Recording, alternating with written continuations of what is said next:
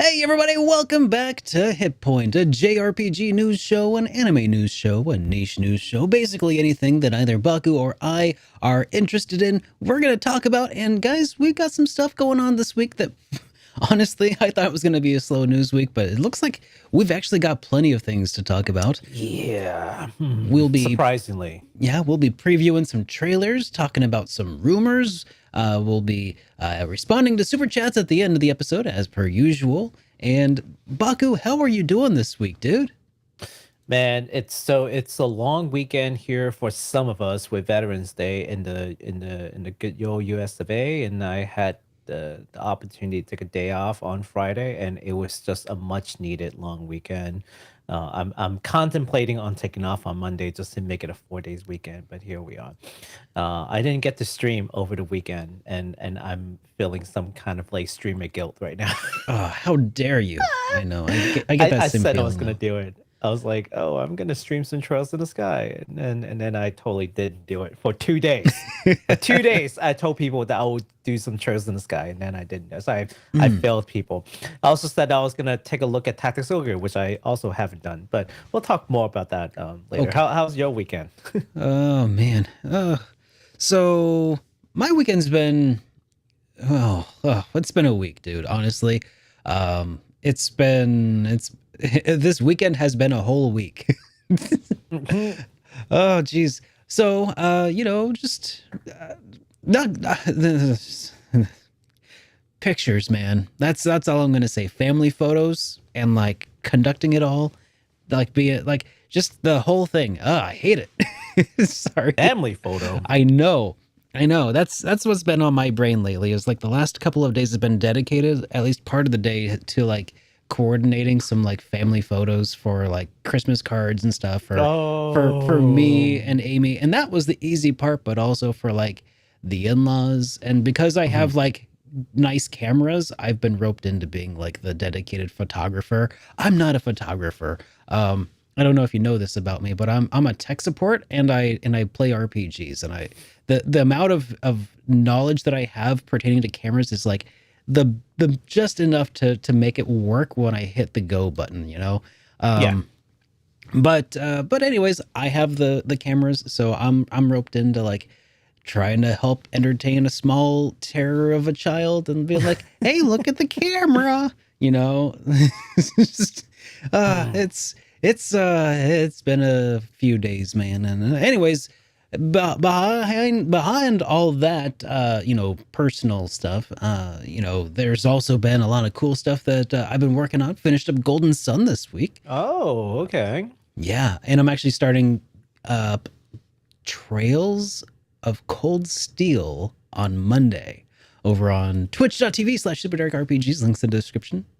Oh, So very Trails of excited Cold to Steel. finally embark on that. Going to be playing it on a PlayStation 5, the PlayStation 4 version of the game. So kind of excited about that. Finally embarking on it.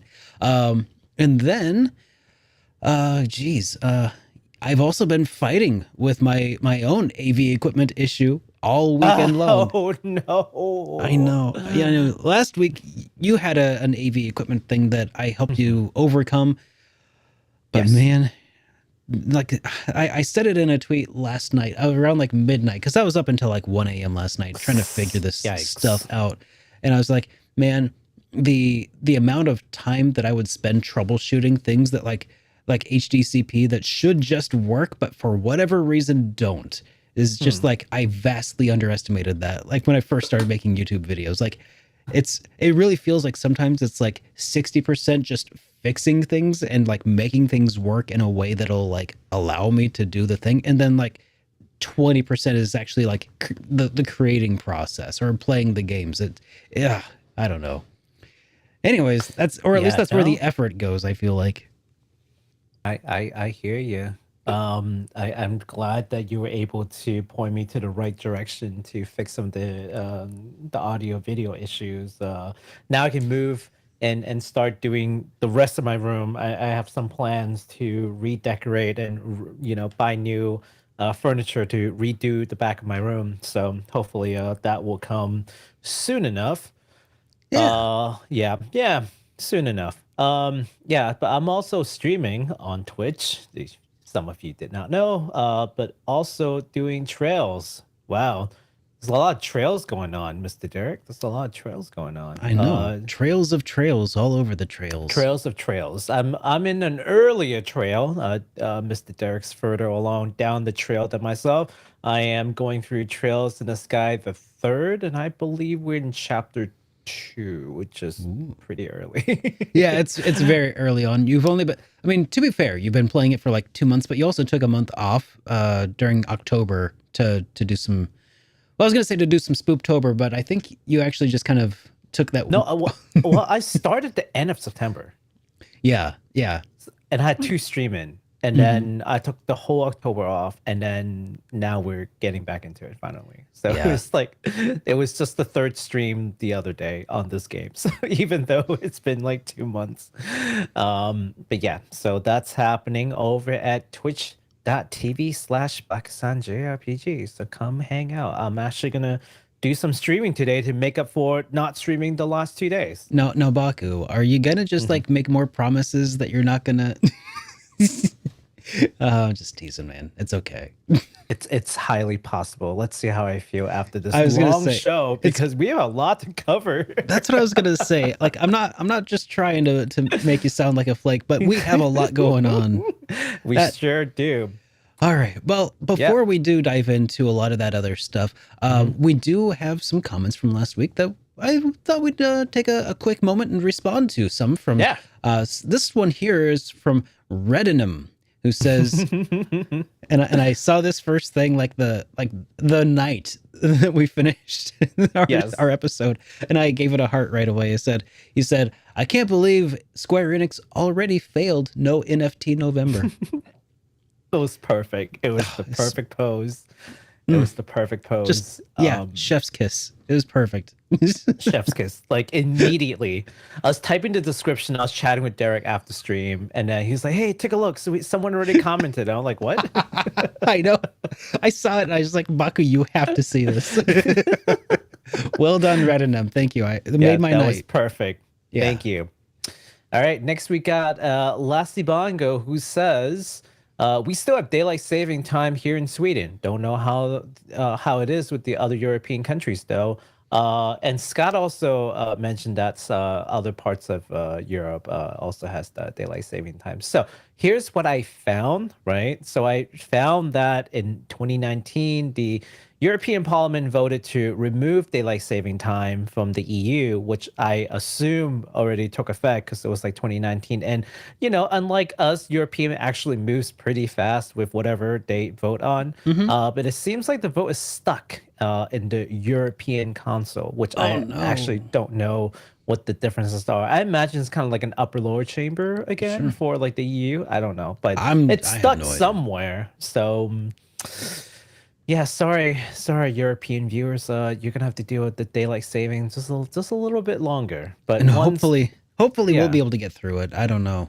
Yeah, everyone is sick of it. I'm just not sure. Yeah, why it's still here? It's just such an easy proposition. Just get rid of it. Like no one likes this thing from what I can see. Yeah.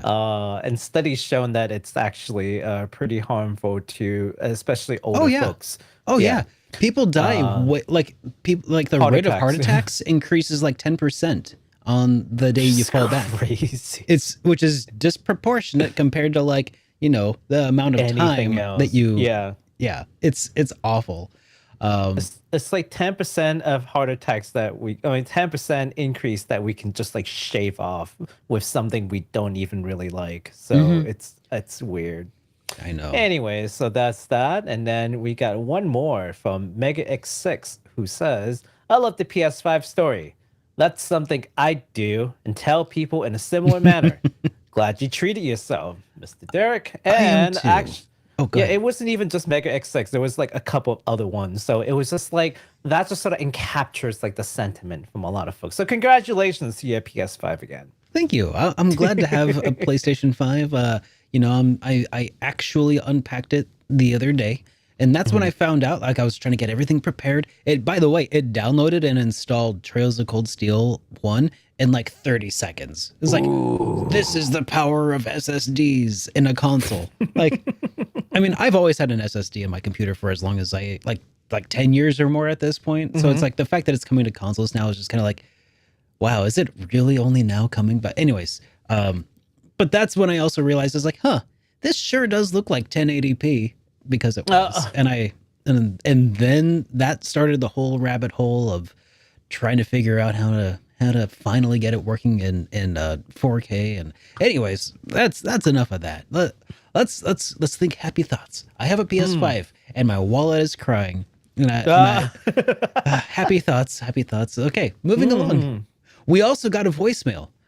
So let's go ahead and give that a listen here. Hey, what's up, guys? Here from Texas.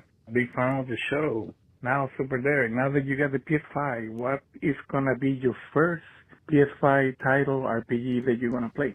Great show. Keep with the hard work. Later, guys. Oh, thanks. So the question is, what's the first RPG that I'm going to play on my PlayStation 5 now that I have a PlayStation 5? Yes. So I guess that kind of ties in nicely with the previous comment there. And the first RPG that I'm going to play is kind of a toss-up right now. So the first ones that I'm going to experience on PS5 are either going to be Tactics Ogre Reborn or the new Star Ocean Divine Force. And I'm leaning toward Divine Force, but I don't know for sure. Now, those are the first that I'm going to try out. I'm going to try to do like an experience points video based on those.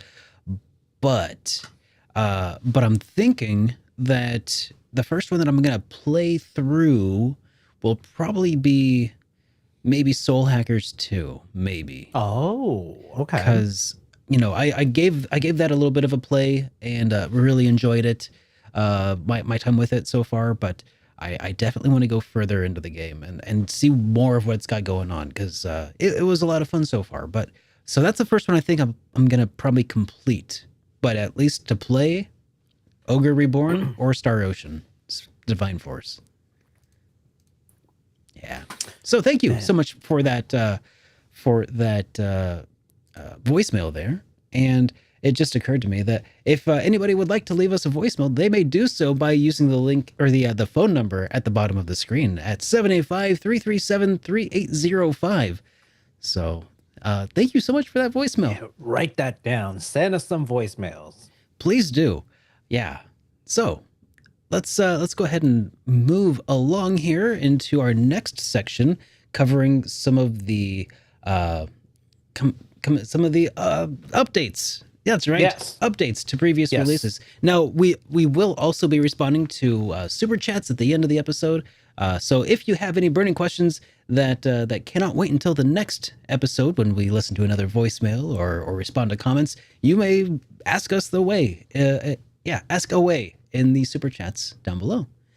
Yes. Ask us questions. We love questions. I don't know why it was so hard for me to talk this evening. You know what? I do know. You're doing okay. I'm running on like 6 hours of sleep or less, probably less, yeah. and I'm hurting. But we'll make it through this evening. You get some good night's sleep tonight. I hope so, man. I'm hurting.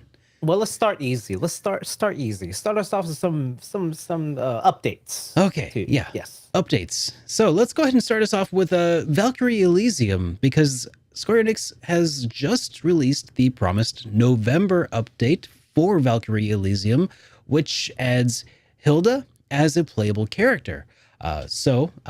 This Seraphic Gate challenge dungeon as well, and the very hard /Valkyrie difficulty modes. Yes. So yeah, if you've got yourself a copy of Valkyrie Elysium or have been enjoying that is now something that you can experience that they had already promised. So do you want to take a look at I think we have a trailer for it, right? Yeah, that's a trailer for this DLC /update. So that's pretty cool of them. Yeah, let's see what that is all about here. Asgard and Midgard snuffed out the life spark of many. That is why I created you, my vessel of peace. Become my tool of intervention and save this world from doom. I am a Valkyrie. Odin has commanded That game does look pretty nice. purify the souls It of the does. undead.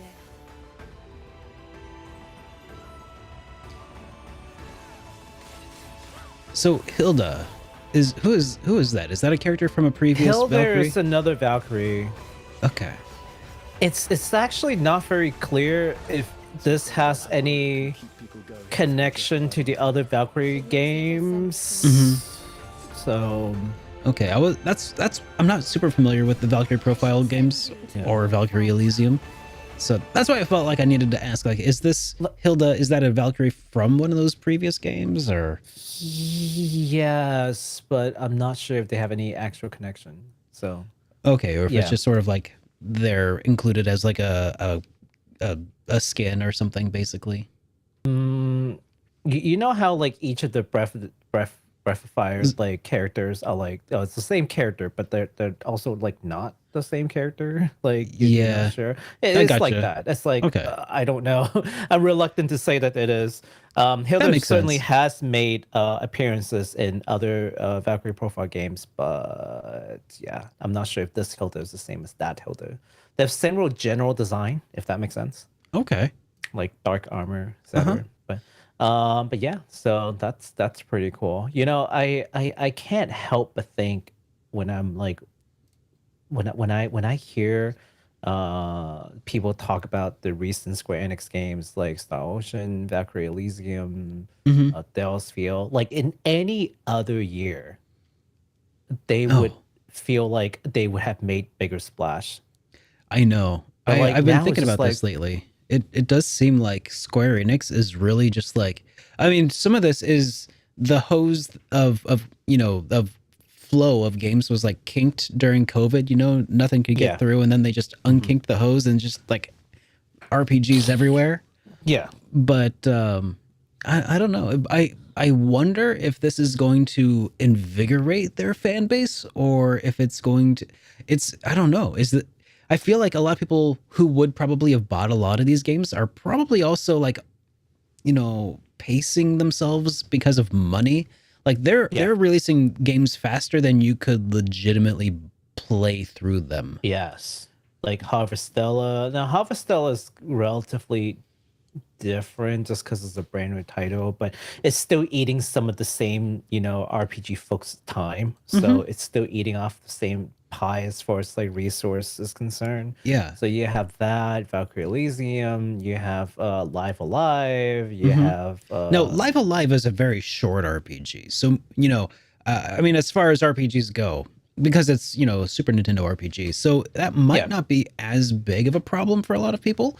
But I think you that add also all that together into one cluster of hundreds just of hours RPG. Yeah. in a And single it's all month. the same folks who would play these games too. So it's Generally, generally, yeah, for sure. There's a huge Venn diagram overlap. Right? Now, this is another reason why I think it might actually be a good idea for Square Enix to like continue to narrow the scope of a lot of the games that they're creating. And like we were talking last week about how the fact that the Final Fantasy 16 was maybe going to be like 40 to 50 hours or 30 to 40 hours, something like that. And we were talking about like maybe why that's not a bad thing, actually. Yeah. So yeah. And I think that's another big reason for it is, if it takes less time to play through a game, hypothetically, their fan base could play through more of those games and buy more of those games. But that might also burn people out if it feels like less of a value, right? I don't know. You know how like sometimes you have things that is just fluff, like it's just filler in a game, like it doesn't really add anything. Yes. And I think the less time I have to myself, the less time I have the game, the more frustrating it is when I run into the fillers. And sometimes you can get through the game and continue to play without dealing with the fillers. Other times, those fillers are not optional. Yeah. So The optional it's filler is fine. I think like I was thinking about, poking a jab at like, trying to breed a golden chocobo or whatever, but it's like, that's optional. You can do that if you want to. And it's cool that that's an option. But like really more like the like if imagine if Final Fantasy X made you become a Blitzball champion in order to proceed, to finish the game. Jeez. Like that would have Jeez. been very painful, right? Like so, Yeah. narrow the scope, narrow the focus, and cut out the, a lot of the backtracking and Cut stuff. out the fluff. Yeah, cut out the backtracking. No one cares for an exceedingly long game filled with fluff. Yeah. I think it's usually around those slower points in a game where people tend to drop and then just or walk away for a while, and then they forget, where they were, They what never they were come doing. back. Exactly. It's just, yeah. That's probably where a seen lot that of the too often. abandonment occurs. So narrowing the scope is probably good too, Yeah, absolutely. All right, next up in the update, we've got a Monster Hunter Rise Sunbreak update. Capcom announced that there will be a quality of life update regarding upgrade materials that will be coming to Sunbreak as part of the scheduled free title update 3. The new feature will allow players to get free upgrade materials from leftover upgrade points obtained from upgrading through something called Curious Crafting with their local smithy. So just makes crafting easier, makes it less time consuming, which is the opposite of what we were just talking about.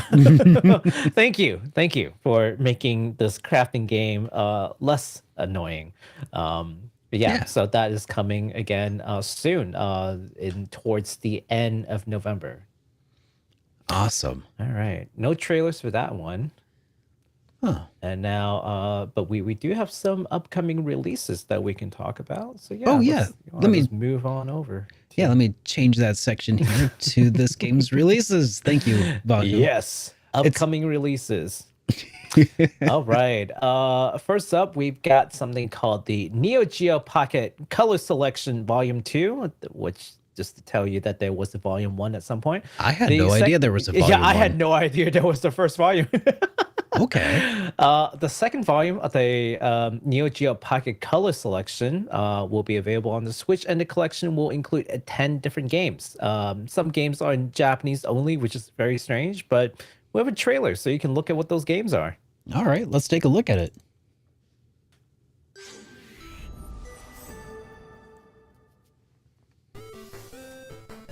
Ten NEOGEO Pocket Color. Did we even get the NEOGEO Pocket Color in the West? I don't think so. So the fact that any of these would be in English is actually kind of really awesome. Well, they are in English. Some of them are. Some of them is Japanese only, which is very strange. Yeah. Kart Fighter Clash. Big Bang Pro Wrestling. Yeah.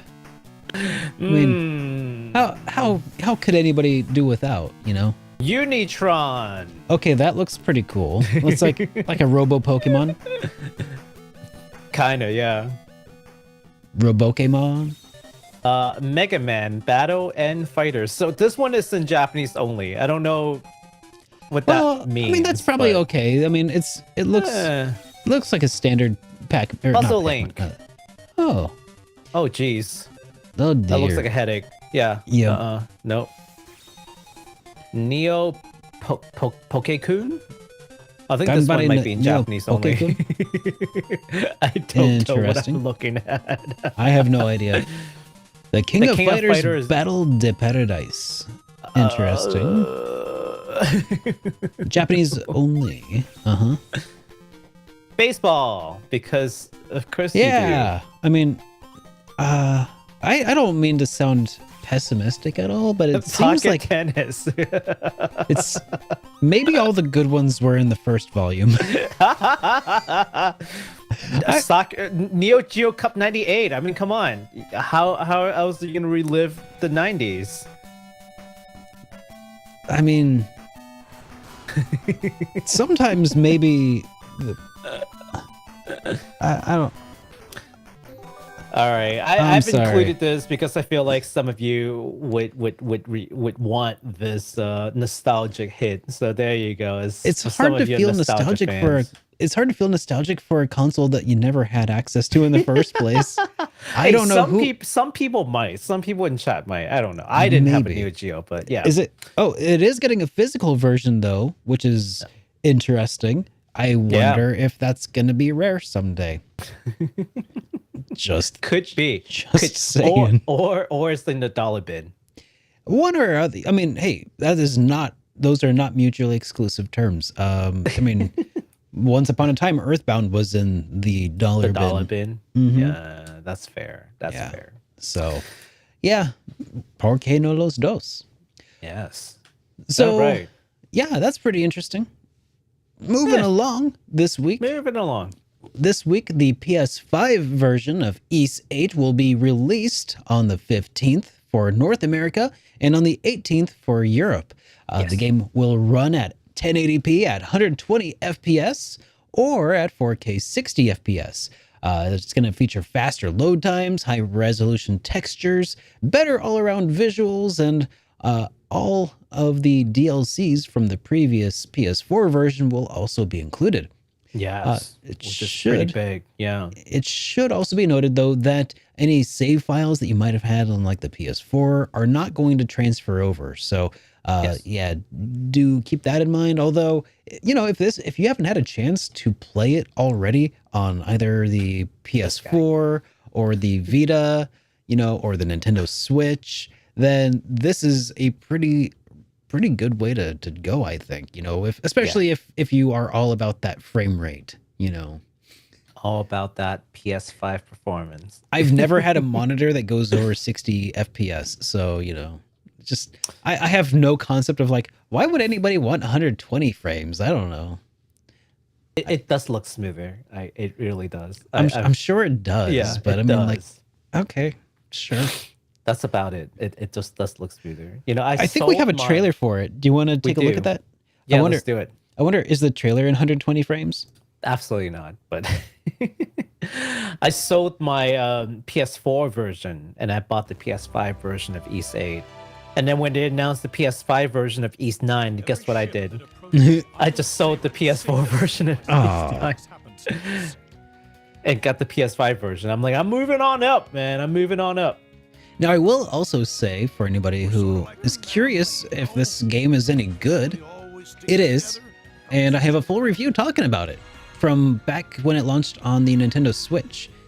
I think Ys VIII has gotten praises all around. I have not really met anyone who goes like, oh, Ys VIII was terrible. Like, oh, I'm sure they exist. Yeah. There's probably somebody out there. True. But there's always one hater somewhere. But yeah, most of the people that I've talked to were just a huge fan of Ys VIII, and I can't wait to play it. I'm still making my way there.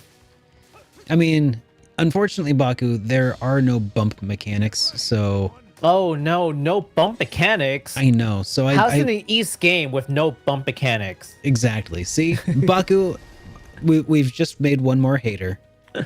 If there's it can't be an Ys game if there's not bump mechanics. You gotta just run into the enemy and just pretend that you've hit them. Yep, that's at what odd I do. Angles.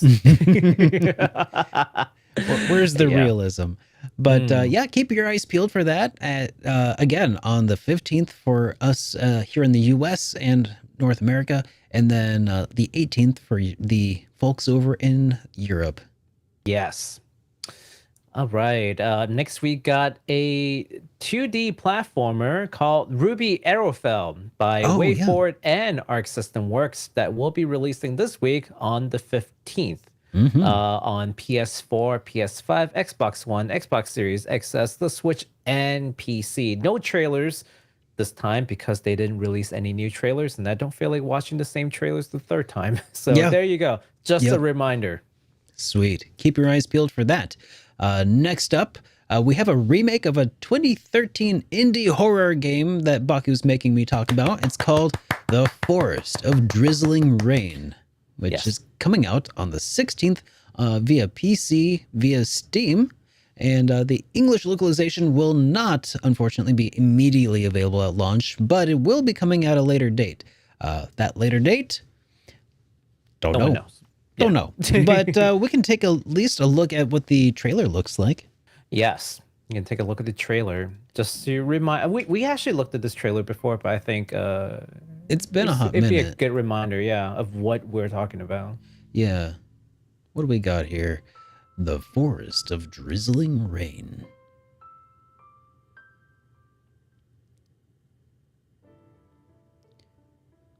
Uh-huh. So this game is completely Okay. remade with Oh yes, with a I remember new this now. it's a remake with a new version of RPG Maker. Yeah. So it's still I RPG Maker, but it's a much newer version of RPG Maker, and it's built from the ground up with that. That's cool. Yeah. I do definitely remember this. I remember talking about the walk animation throwing me off, Yeah. and it's doing it again. But that's okay. That's okay. It's a horror game. I mean, it's supposed to be unsettling, right? Yes. Like that. Yeah, that's somewhat unsettling. With newly added endings. Ooh. I actually can't wait. I can't wait to play this because I love like horror games like these. It's kind of too bad that they missed the Halloween season for this by just a couple weeks, you know? Yeah. Yeah, absolutely. Like if this came out last month, I think it would be a much bigger hit. Yeah. Yeah, that they missed a trick. But I mean, even though right now there's no English localization, so even if they had released it a couple weeks ago, I don't know if that would have made a huge. Yeah. Let's preface. Let's rephrase that. If they released it a couple weeks ago with English, it would have been a crazy seller. But I mean, it still there's could always be next though. year. Keep your eyes peeled if you're into into horror RPG sort of pixel art games. Yeah. I mean, there's not that many of them, but I really liked my time with Corpse Party, so I could see. Corpse Party's great. I mean, it's pretty dang great, actually. I stumbled into something pretty incredible when I just decided to randomly play it one day. Learn something new about yourself, huh, Derek? Yeah. That was the first RPG. Like, you can even hear it in the review where I'm like, I don't normally like scary stuff, but something, after playing Corpse Party, is like, I kind of get it now. But yeah, I don't know. I haven't really returned to it after the second Corpse Party, though. I mean, it's gonna be that kind of. Well, Corpse Party 2 is not that great, so it was you can just skip really it. not good. Yeah, it's terrible. I wish actually. somebody could have saved me that, but anyways, I think we're getting off topic. Yes. I mean, this is HitPoint is I know Baku and Derek getting off topic the show. So that is true. Okay, fine. We'll keep talking about Corpse Party then, because Corpse Party. I still have Book of Shadow. No, Blood Drive on PS Vita sitting on my shelf, sealed, ready for me to open it up and play it someday. And I wanted to, but I don't know. Maybe just keep it sealed and just like sell it, and then just get the normie Steam version and play that. Maybe you're right, because I mean, it's the collector's edition. It's got like the big box and everything. So. Oh wait, what? Wow, I didn't know you liked Corpse Party that much to go for the collector edition. What? I liked the first one a lot, and I was like, I'm gonna get the other one. So yeah. Wow. Yeah. I've learned something about Derek today. I know. That is my guilty pleasure, is Corpse Party. Well, speaking of games made from RPG Maker, let's talk about this game called Finding Paradise. It's from I think some Freebird Games, and it is a highly acclaimed 2017 game that will be released on the Switch, iOS, and Android on November 18th. And I do make it a point to talk about iOS and Android because we do have viewers who are not really able to game on consoles. So that is true. Yeah, to tell you that Finding Paradise is coming to iOS and Android. If that's what you're able to game on, definitely pick that up. Because Finding Paradise is a fantastic game. It is not an RPG in the sense that you get to like fight stuff. I mean, heck, it's not really an RPG at all. It's more of an narrative adventure kind of game. But this remake. And I'm calling it remake because it's completely rebuilt in Unity with updated visuals, redesigned interface and menu, and autosave and other like QL improvements. So in my book, that's basically a remake. It sounds So, like it, yeah. like, I don't know how much further you have to go into to be called a remake, but so all of that will be available for the Switch, iOS, and Android version. We can take a look at this new launch trailer. All right, let's take a look at this here. Oh, I can see the difference already. They got this like atmosphere, kind of like fog kind of thing going. Oh wow, it looks very different. Looks really nice. Yeah, this is a game where like you basically have to prepare to cry. Oh. Yeah, it's one of those games. Like it's gonna hit you in the feels, and like it's like your feelings is like a QB with no line, like defense linemen, and they're all just tackling you at the same time.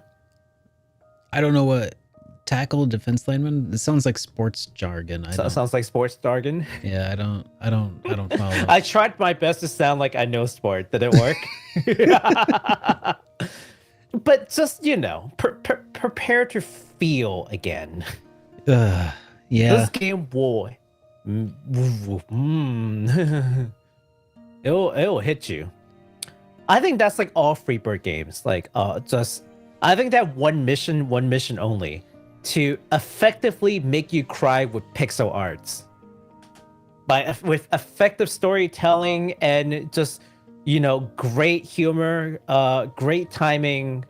It's just I could say a lot about this, but Finding Paradise is just incredible. Highly recommend the story.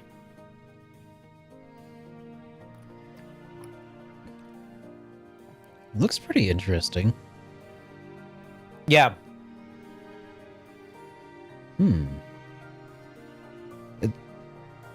It's a very pretty looking game, at least, if nothing else. But yeah, but there's more than that.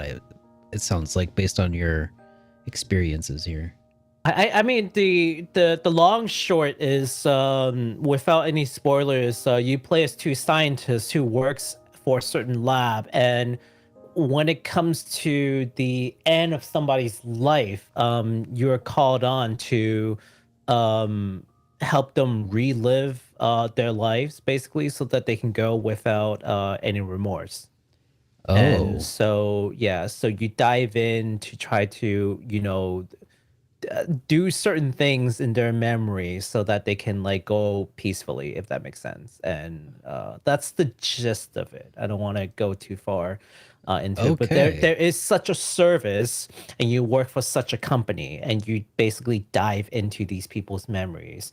But yeah, so that's what it is. And this person is at the inch of his life, and you're gonna go into his mind to relive some of his memories, and there's like a story that gets unfold as you go into this quite unusual set of memories. It sounds very personal and very like, I don't.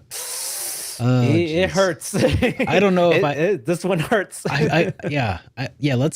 I don't want to cry. Yeah, this one hurts. Yeah, don't stream this unless you plan to cry on stream. I got close. I was like, oh, this one hurts. I'm really bad about it. Dude, I cried during like the end of Terranigma and Earthbound. Like, I'm like, and that's not even like, did you really? They're not even supposed to, but yeah, I get choked up, you know? Yeah. That's just how I am, but yeah. I had to excuse myself. I would be ugly crying, I'm sure. Yeah, it was like To the Moon and Finding Paradise are two different games that are just like very well known by Freebirds. And in both instances, towards the end, I'm like, I'm gonna be right back. I'm gonna use the restroom. That's when I'm like, okay, you can do this. you can do this. You can be strong. Just last the next like splash 2 hours. Some water in your face. Yeah. Eat some hot noodles. Just be like, oh, that's why I'm crying. These noodles are just. They're just so they're so spicy. There you go. Now you guys know why I eat spicy noodles on stream. The secret's out. They're not even spicy. Baku's just crying because it's sad. It's just ketchup. All right. Well, we have another game here coming out here pretty soon. Yeah. It's called Monochrome Mobius, Rights and Wrongs Forgotten. So, after a couple of delays, Monochrome Mobius, Right and Wrongs Forgotten, from Aqua Plus will finally be released on the 17th. Finally. This game is the prequel to the Utawareru series and takes place in the Inakamui. This went exactly the way I thought it was going to be. I'm like, Derek's going to breeze through the Utawarerumono, and then he's going to get hit by the Enakamui. So like, I'm waiting for it. Enakamui is okay. Enakamui, yeah. Yeah, that one. There you go. Yes, in that province. So we have a trailer. You want to take a gander? Yeah, it's relatively long, so we can cut through it anytime. But yeah, let's get a good idea of what we're looking at. There's some gameplay in here too, so I want to feature that. Yeah, because we kind of talked about it. This is going to be the first turn-based game in the series. Turn-based? Well, suddenly I have completely full interest in the game then. Well, Utawarerumono is technically turn-based too, but it's turn-based tactical. Gross. This is what? I'm just kidding. Excuse me. I know. You lost 50 viewers just like I'm just kidding. It's okay. No, but this is like, typical. Yeah, like a standard turn-based. Yes. Yeah. A more typical standard turn-based RPG, party-based. It looks beautiful for like the first time that they try to make a game like this. So hang on. This is coming out this week? Yes. Look. Why have I not seen anything?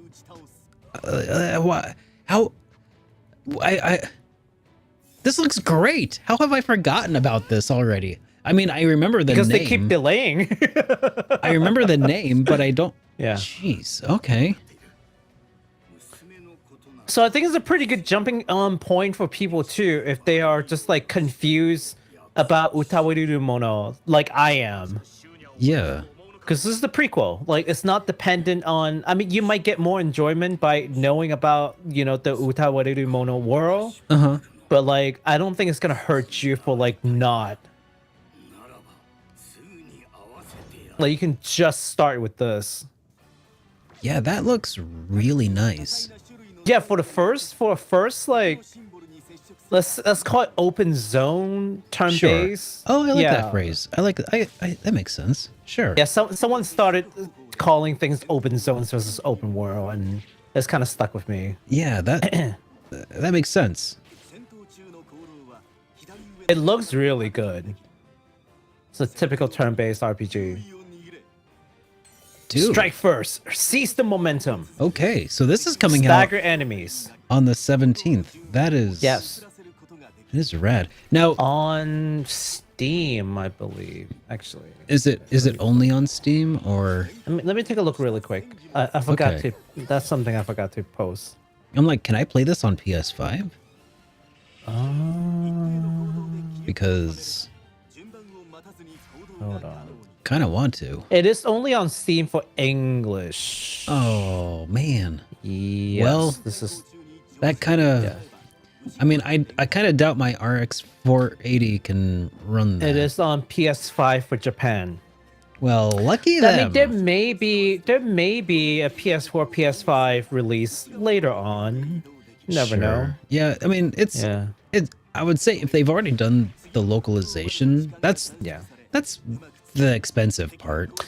If it's popular enough, they might just release on PS4, PS5. We'll see. But yes, it is being released on Steam. Okay. Well, I think we'll go ahead and stop there. Yeah. So I think we're good. We do have a little bit of additional news here regarding the Aqua Plus here. They also have a special Utawarerumono broadcast that's set for the 25th that you can watch on YouTube. And we have a link in the description if you want to go ahead and like bookmark that or something. It's not going to be for, another couple weeks, but, good to have your things planned. Hit the watch later button. It's there. Yeah. for all the fans of the Utawarerumono series. I haven't gotten into it yet, but it looks intriguing. And every person who's come by is like, "You like tactical RPG? Have you played Utawarerumono?" I'm like, "Yeah, but I heard that's like 50% visual novel and 50% tactical." They're like, nah, it's more like 70% visual novels and 30% tactical." I'm like, "Wow, you just made it worse. Thanks." No, but for what I've been told, the story is pretty incredible. And so if you are into visual novel and happen to not hate tactical RPG, it could be the right thing for you. And this prequel is definitely not even tactical. So I don't know how much of it is going to be like an RPG though, but we'll see.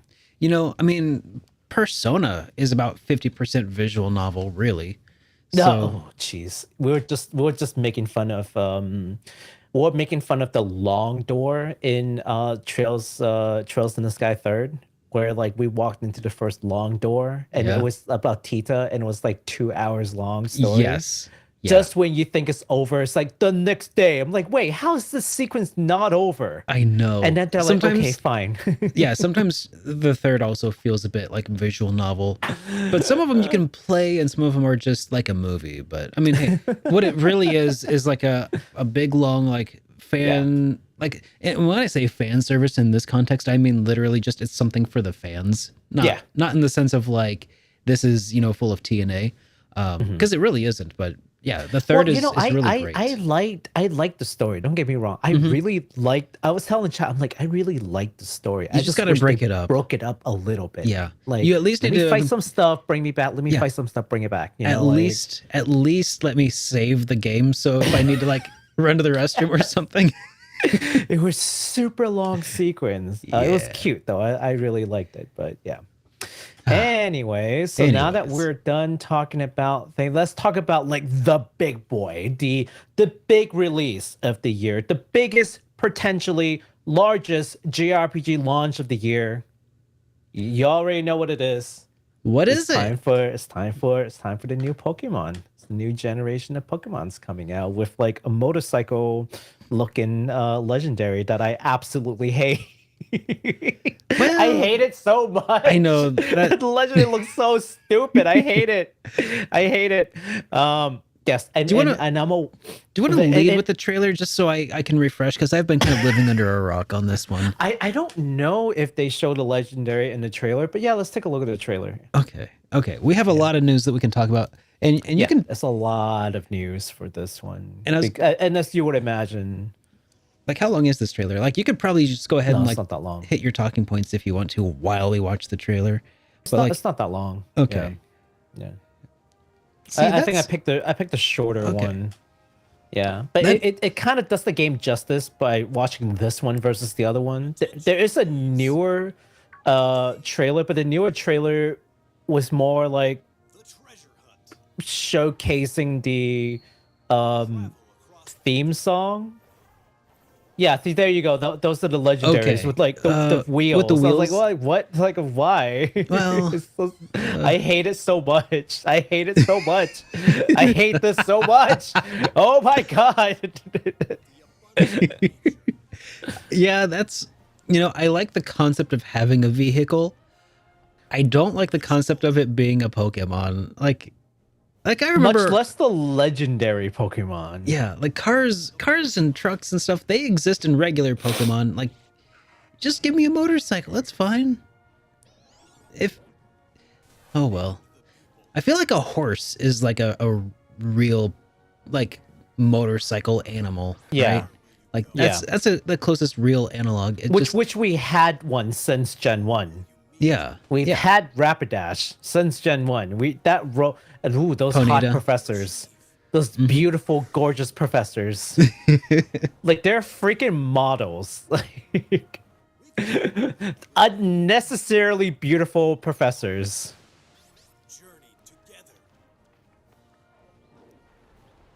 Yeah, the wheels, I think it's the wheels, because it like makes me want to think of like, wait, do they have an axle? Like how there's a reason why wheels don't exist in nature. They do in microbiology, true, but otherwise you're right. Yeah, they don't in that melding in the scale of I don't. You know what? Regular Actually, animals. If the legendary Pokemon was also like a Steel type Pokemon or something, then maybe, yeah, maybe That's then. fair. They also aren't like ghost keys in the wild. That's fair. Yeah, because There's there's Pokemon. yeah, and like Magnemites and stuff. Like yeah, that's a non animal based Pokemon, right? And so I can It's square got that in my jets. mind. Yeah, but like when you have something that looks when you have something that looks organic with wheels, is I don't know, that meshing It's a little of like jarring. machine. Yeah, it's I A don't. little jarring. It is a bit jarring. I don't know. Yeah. But anyways, and I've said this in previous talks about Pokemon, so I'm just gonna say this one more time. Yes, I'm well aware that I'm not in the demographics that this game is promoting to. Like Oh, I don't matter. I don't know if So, that's true. you know? I mean, kind of, but not really. Like, sure, there's a lot of RPG fans who love Pokemon. There's plenty of non-RPG fans who also love Pokemon. A lot of kids, a lot of adults. So this is really supposed to appeal to a really broad audience, and it does, which is why it's the most successful turn-based RPG series Ever. Yeah, and not only that, but the most widely loved like series, just any I video think game. so. It is Yeah. it is like the biggest franchise in the world. It is absolutely the biggest franchise in the world. So I was gonna say that I say that, but then there's a Japanese commercial that I added. I don't know if you added it in there. I did. But there's a Japanese commercial that begs to differ. And I don't want to talk about anything. I just want you to watch the commercial and then yeah. Do I need an adult?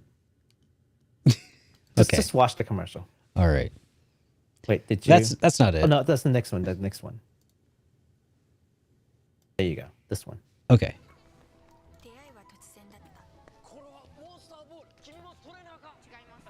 This is a man from the Pokemon world, age unknown.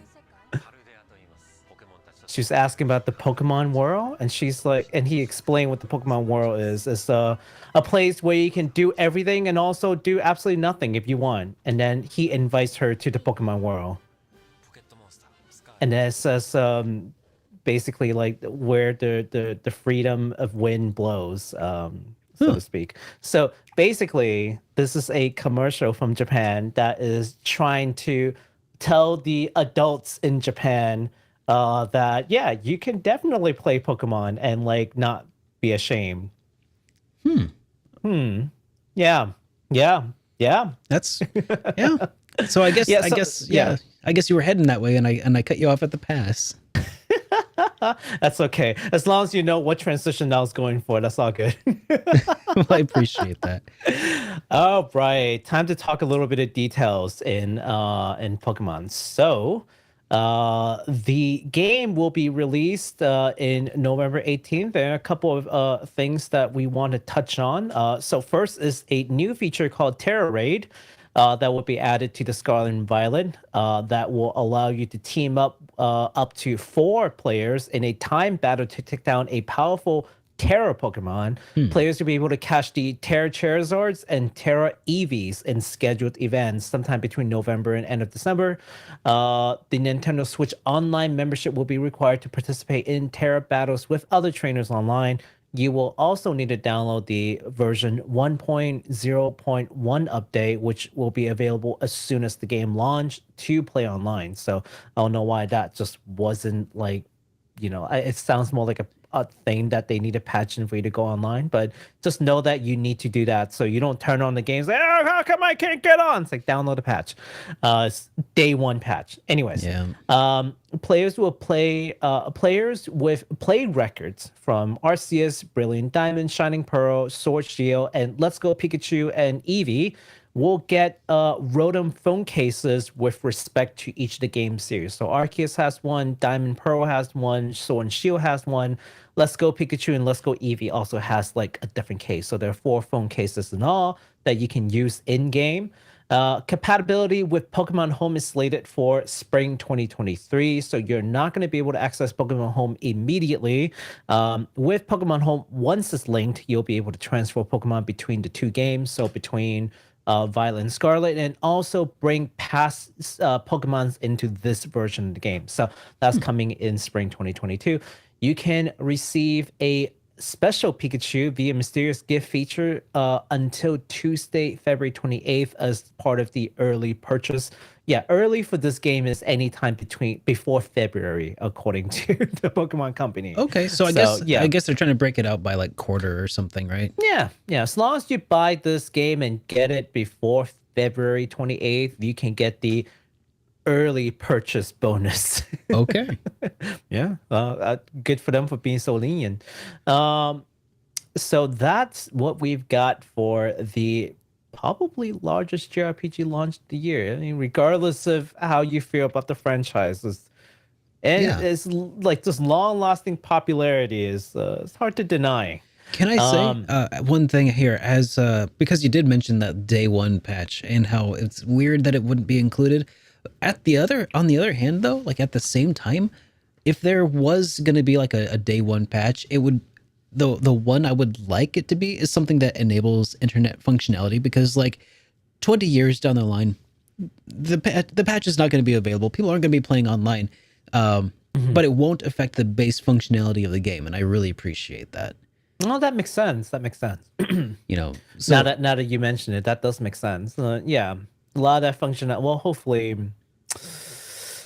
they'll find some other method to make sure some of these functionalities can stay intact. But we shall see how Nintendo, because Nintendo does not have a great record on preserving their own games, which is frustrating because it's all like mostly first party. Yeah. So. Oh gosh, I wonder if this is. You know what this is probably going to do? Now that I'm thinking about how evil Nintendo can ruin things with their lack of support. They're twirling their mustache right now. Their villain mustache. Yes, that's exactly there. So what they're probably heading off at the pass with this patch here is if people can't get that patch and apply it to their games in the future, they might also not be able to run, private servers down the line. I suspect that people would just be able to code their own. Yeah, you're probably right. You're probably right. But who knows? I mean, if people are that dedicated, yeah. It might not be like that. I wonder if that's just part of the reasoning. Like just to add additional difficulties for people down the line trying to enjoy the game beyond its expiration date. Suspicious. I know. Suspicious. I don't know. Or maybe not. Probably not. Anyways, let's time to switch our section here to. Well, not yet. So on a separate news related to Pokemon, our thumbnail, sir. Ash Ketchum from Palatown. It finally becomes the Pokemon World Champion. All right. In the Pokemon Ultimate Journeys anime on November 11th, 25 years after starting this journey. 25 years. This 10-year-old he's Palatown. He's 35 now. Let's be real. He's as old as I am. This 10-year-old.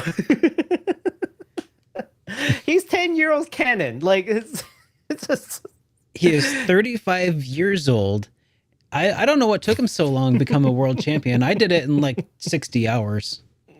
Right. The Pokemon World Champion. On second thought, I do know what took him so long. And it's that he uses Pikachu and nothing else for like 90% of his battles, which is why I made that. By the way, yes, the fact that I had this on my computer now, like just a super buff Pikachu, has me cracked up. That Pikachu, by the way, is still the same Pikachu, and is still in Pikachu form. Us Ash, not a the world champion. Yeah, not a Raichu. And here's the thing, it wouldn't surprise. I didn't watch the anime, but it wouldn't surprise me if like he just used like 5 Pokemon to beat like the other 6. And Pikachu just like is just chill on the sidelines. Like, yeah, Pikachu's stats too low, but I got these 5 super awesome Pokemon, so we're good. Like, yeah. I mean, he brings along the Pikachu just so he can get the XP from, throw it out there real quick, bring it back in. It's like level 999 at this point. It probably because it's there for every battle. He never puts it away. That's his whole shtick is that Pikachu just doesn't like it in the Pokeball, right? That's why he hangs out with Ash all the time, right? I mean, this is the same Pikachu that can use an electric attack against a sand Pokemon and do like effective damage. So, no rules. This Pikachu is not bound by any rules at all. Like, forget the levels. All of the other Pikachus, yeah, they have to abide by real like laws of Pokemon. But this Not Pikachu is, impervious. He's a Pokemon god. Oh my god. Yeah, this thing is hilarious. Yeah. But anyways, yeah, that is the big news is that he's finally the world champion. All right. Well, yeah. Thank you for covering that. Okay, now it is time to switch over to some games that were just recently announced. Yes. Starting with this one, it's called 7 Days to End With You. So Playism announced that they will be bringing the popular puzzle/visual novel game 7 Days to End With You to the Nintendo Switch. In this game, you don't know a single word in the language of this world, so you must deduce the meanings of the words that the person before you uses in order to communicate with you. So the relationship between the story and the two characters is built on the words that you interpret.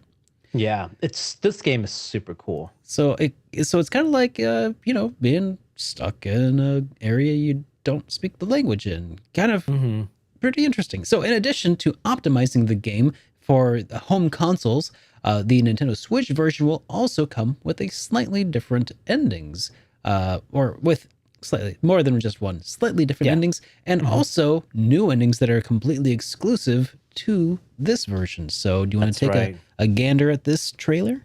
This is going to be the shortest trailer possible. It's like 18 seconds long. I know, and we know that like 10 seconds of it is going to be the end splash screen. But let's take a look at this. Let's take a look at it.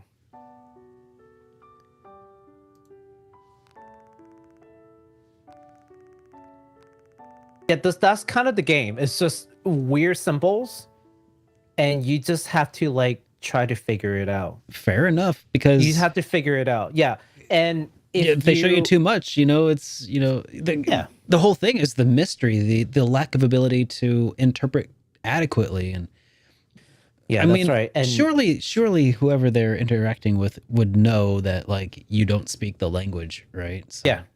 So there's a lot of player abilities. The game goes through like basically a 7 days to End With You. It goes through like a 7-day story.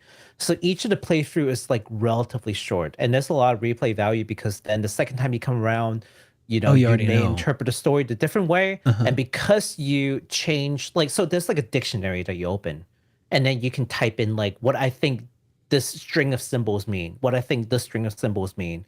And it'll show you your like interpretation in the right. Okay. And then the story changes and the ending changes based on how you interpreted the words that you didn't know what they meant. Okay, so that's why it's a puzzle game. And yes, interesting. It's a language puzzle game. It's like a cipher kind of deal. Yes. And it's super awesome. And I've heard just like nothing but great things from people who are like into this kind of puzzle gameplay. And yeah, so in this you can tell from just reading the docket that there are multiple endings to even the regular game that's available right now. There are multiple endings. So yeah, looking forward to this on the Switch version. That's right. And that Switch version is coming out sometime in winter of 2022. But if you want to give it a shot before then with, different endings and fewer endings, you can play it immediately on iOS, Android, and on PC via Steam. That's right. More iOS and Android games for you cell phone users. Yeah. All right. Every time I think about that, I can't help but be reminded of like, was it BlitzCon that one year? Oh, don't you guys have phones? I know, me too. Yeah, that's I still I think of it too. I'm glad I'm not the only one who still gets flashbacks to condescending, Blizzard. Ooh. don't you guys have cell phones, right? Everyone has cell phone. Yeah, play it on your cell phone. No. What are you doing? It's not even like that. It was more like, don't you guys have cell phones? Because like I guess because people weren't excited about stupid playing games on cell phone. Yeah, it's just because Yeah. I have a phone doesn't mean I want to game on it. I know. Anyways, moving forward, we've got a game that we've talked about before, and now we're getting a release date. And that game is called Void Terrarium. So, Nipponichi Software America just announced the release date, the Western release date for Void Terrarium, and that's going to be February 28th, 2023 for North America. For Europe, Australia, and New Zealand is going to be March 3rd, 2023. So a little bit later, a couple of days later. Yeah, so we've got a new trailer that goes along with the release date. So we can take a look at that. All right, let's give it a gander. Now, this is one of those like cute but gross and sad. I don't know if I want to say gross. Maybe but, not gross, but cute and sad. But I mean, cute she and had like sad, a yeah. She's got the fungus growing out of her She's eye. got fungus growing out her eye. Yeah. Yeah, so that's gross. Yeah. So that kind of gross, like the Yes. yeah. So you play as I think RWBY. Yeah, you play as RWBY, who has to like basically search through a factory, find things, and build like keep this girl alive, basically. Yeah. All right. God, I just feel bad for that little girl. Yeah, she is the last living human. And like through the game, you get to see like sort of what led up to this point. You get to see like the past. Yeah, the things that kind of led up to the world the way they are. Yes. I think there's some like hacking game mechanics in this version too. So Yeah. yeah, so you're like scavenging, you're finding like different parts, upgrading her terrarium, you have to fight enemies. So it's a dungeon crawler, right? In that sense. Mm-hmm. That's pretty cool. Search for remedy. Her Yeah. arm just fell off. Uh-oh. So that shouldn't happen. Oh, Uh-oh. what? Yeah, there's some kind of weird change of game style there. It's pretty cool. Yeah. This is a gorgeous looking game. It really does look really nice. This is one of those games that I'm just like, I want to play, but I don't have time, but I want to play. I wonder how long it is, because if it's like I wonder only, how long it is too. because that could also be a big determining factor. Is like if it's only like 5 hours, if you could finish it in a single like stream, then that would probably be a good palate cleanser, right? But Yeah. No, I doubt it's gonna be like 5 hours, but yeah, maybe more like 20 hours. Mm-hmm. Yeah. Well, All right. we'll So keep your that eyes game peeled. that game will be available on PS4 and Switch on release. Pre-order is available at the Nisa's online store right now. Sweet. Yes. Okay, well, we also have another game that was announced, and we have a release date now for it. Tales of Symphonia Remastered, which has been kind of released to large amounts of, I don't know. Like a lot of people are kind of excited, but a lot of people are, I don't know. We'll talk Frame about it in a rate. second. Yeah. So Bandai Namco have announced the release date for Tales of Symphonia Remastered and a release date trailer for it as well. First, you want to take a look at this trailer? Yeah, let's do it. All right, let's check it out. They can't disappoint us any more than what they have already done. Well, honestly, like the thing is, I personally don't have issue, but some people really are very disappointed by the 30 I have frames. the PS. Yeah, I have the PS3 version precisely because of how much I don't care. Yeah. Here is hot coffee. Well, didn't the PS3 version have 60 frames? or The is PS3 it, version? or was I it don't think just so. the No, was it just GameCube and it's GameCube. Okay. Like only the GameCube version has 60 FPS. Yeah. Well, I don't know. It just doesn't strike me as a particularly big deal if it's 30 or 60 because it's at the end of the day it's not. I mean, it's an action RPG, but it's not really action-y. Like it's still menu-based combat, kind of like, you know, the first one that I played, Tales of Fantasia, right? No, I think bit. the later Fantasia, not Fantasia, later Trails games is definitely more action and more Are action they? each time. Yeah. Okay, well, I don't know. I didn't remember it being particularly action heavy when I was playing it a long time ago. I mean, like, there's action, but not like where 60 FPS would have made a big difference. But I don't know. Doesn't bug me, but bugs a lot of people. It bugs a lot of people.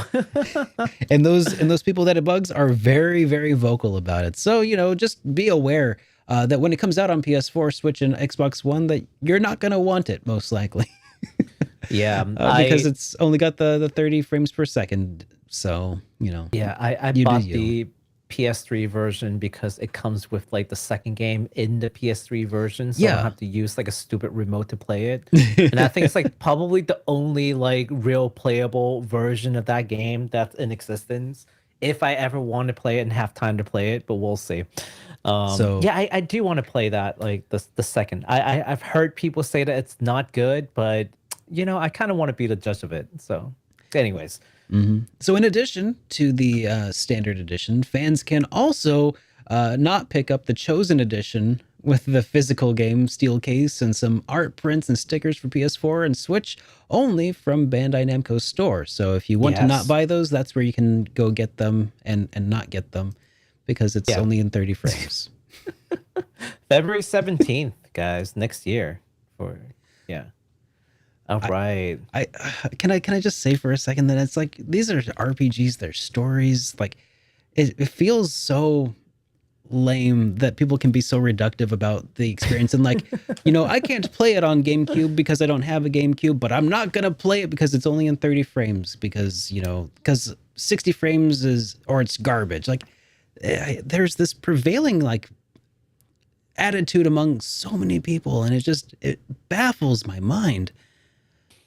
I mean, 60 FPS is not even like that anymore. People are like 120 FPS. I want 120 FPS. Yeah. It's just I don't know. It just I don't know. Look, it seems weird to me that people would pass up just like a really well acclaimed game just because of like that mental block of like I cannot view something only in 30 frames.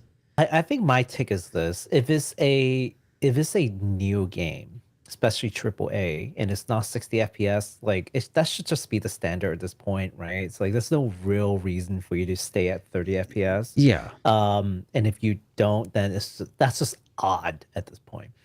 If it's a remastered game, I sort of give it a small pass. Like if you can't make it 60 FPS, then okay. But if you cannot, then that's kind of fine too. Like if that's just how it is, then just how it is. Like as long like because the fundamental thing about this kind of remaster is so that you can play it at all in a newer console. It's not necessarily to up everything, right? Of course, you want it to be like higher resolution. I want them to be the definitive way to play. I want it to be 60 frames. I want the symphonic orchestral version of the soundtrack included, but I mean, and Bandai Namco, they probably could definitely do it, but especially, I don't know. I'm guessing that the reason is because they are porting the PS3 version because it's probably the version that they have, access to the source code, and so much of the work's already been done for it. You would hope that they could just patch in 60 frames, but the fact that they can't, I don't know. Someone explained to me why they couldn't do it, and it sounded reasonable. I just don't want to recite it and then have it be wrong and then have someone in a comment yell at me like the next time. If I had to But guess, just yeah. if I had to guess and make a guess out of, like what a lot of older games did when they would do animations is they would add like keyframes that the figures would be in, Yeah. but then like they were like static, like they were very staccatic. What's the word where it's like basically there's no in between movement. It's just like here's one frame, here's another, and here's another, but there's no like connection between those points. So like interpolating the movement between those was like it would require a lot of manual tweaking. Yeah. So I don't know if that's necessarily what it is here, but I know that like in Chrono Cross, for instance, a lot of the animations just were not like recorded in a frame rate that like could be easily adjusted, you know. I don't know. I don't know if that's actually what it is in this case or not, but Yeah. that's kind of part of what it is. But anyways, speculation. but with you know, it's GameCube, okay.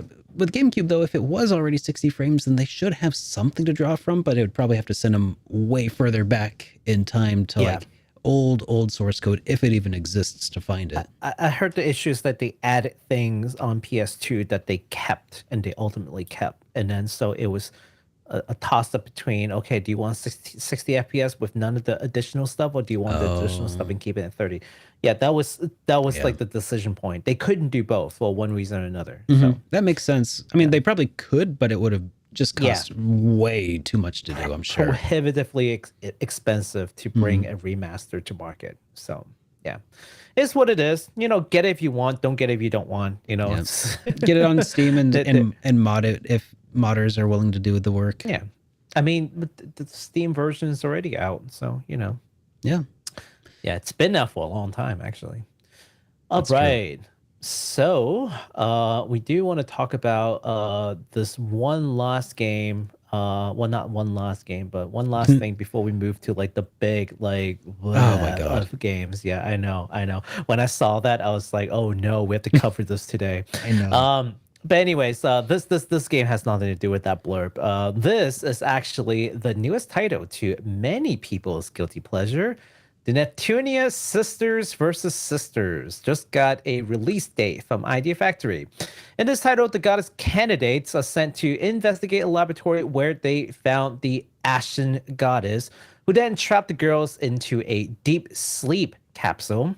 The game continues 2 years later when the candidates awaken to a completely changed world. Let me take a look at that trailer and see what that's all about. All right, let's give it a look. It's going to be a lot of pastel purple, telling you right now. Oh, you It's nailed the it. pastel purple. It's the pastel purple. Of course it is, because it's Neptunia. Yeah. So you are a Nep fan, huh? Oh, yeah. Is this what you Definitely. would call a guilty pleasure? This is definitely a guilty pleasure. I hate how much time I've spent in Neptunia. The battle system seems to have changed quite a bit, too. It looks a lot more fluid than what I've seen in the past. Yeah, it's not it doesn't look like a turn-based battle anymore. Yeah, like the allies are free running around. So to me, this looks more like a Tales of series kind of battle. Oh, okay. Like Star Ocean Tales kind of battle. Yeah. Like you enter battle instance in like a circular arena and you just free run around it and fight. Mm-hmm. Yeah. Looks Interesting. pretty cool. Yeah, I want to see, because you know what I do think though is two things. First, the game company behind the Neptunia series, they are which is Compa Heart, they are trying to be taken as a more serious RPG game developer. Yeah. So like starting to move away from a Just lot the of pure fan service. Yeah, they certainly do fan service. You Let's said not doo-doo. kid ourselves. They they will have fan service, but like a lot of their newer games have much darker stories and heck, even what's that one game called that I really liked? Oh shoot, I cannot remember the game, but it's this one game where they talk about a game developer who got trapped in the game world, and you have to help her escape from it, basically. And that story is just like plot twist after plot twist after plot twist after plot twist after plot twist, to the point where I'm like, okay, I seriously don't know where this is taking me, but I'm in for a ride. And it was fabulous, fabulous storytelling. One of the best stories like that I can remember in recent years in the RPG. Definitely has fan service in there. But I was trying to get is like they want to have that, but at the same time, Neptunia has sort of been the like test bed for them for new battle mechanics. That then they like whatever works they take to like some other titles that aren't necessarily like all bubbly and like girl power.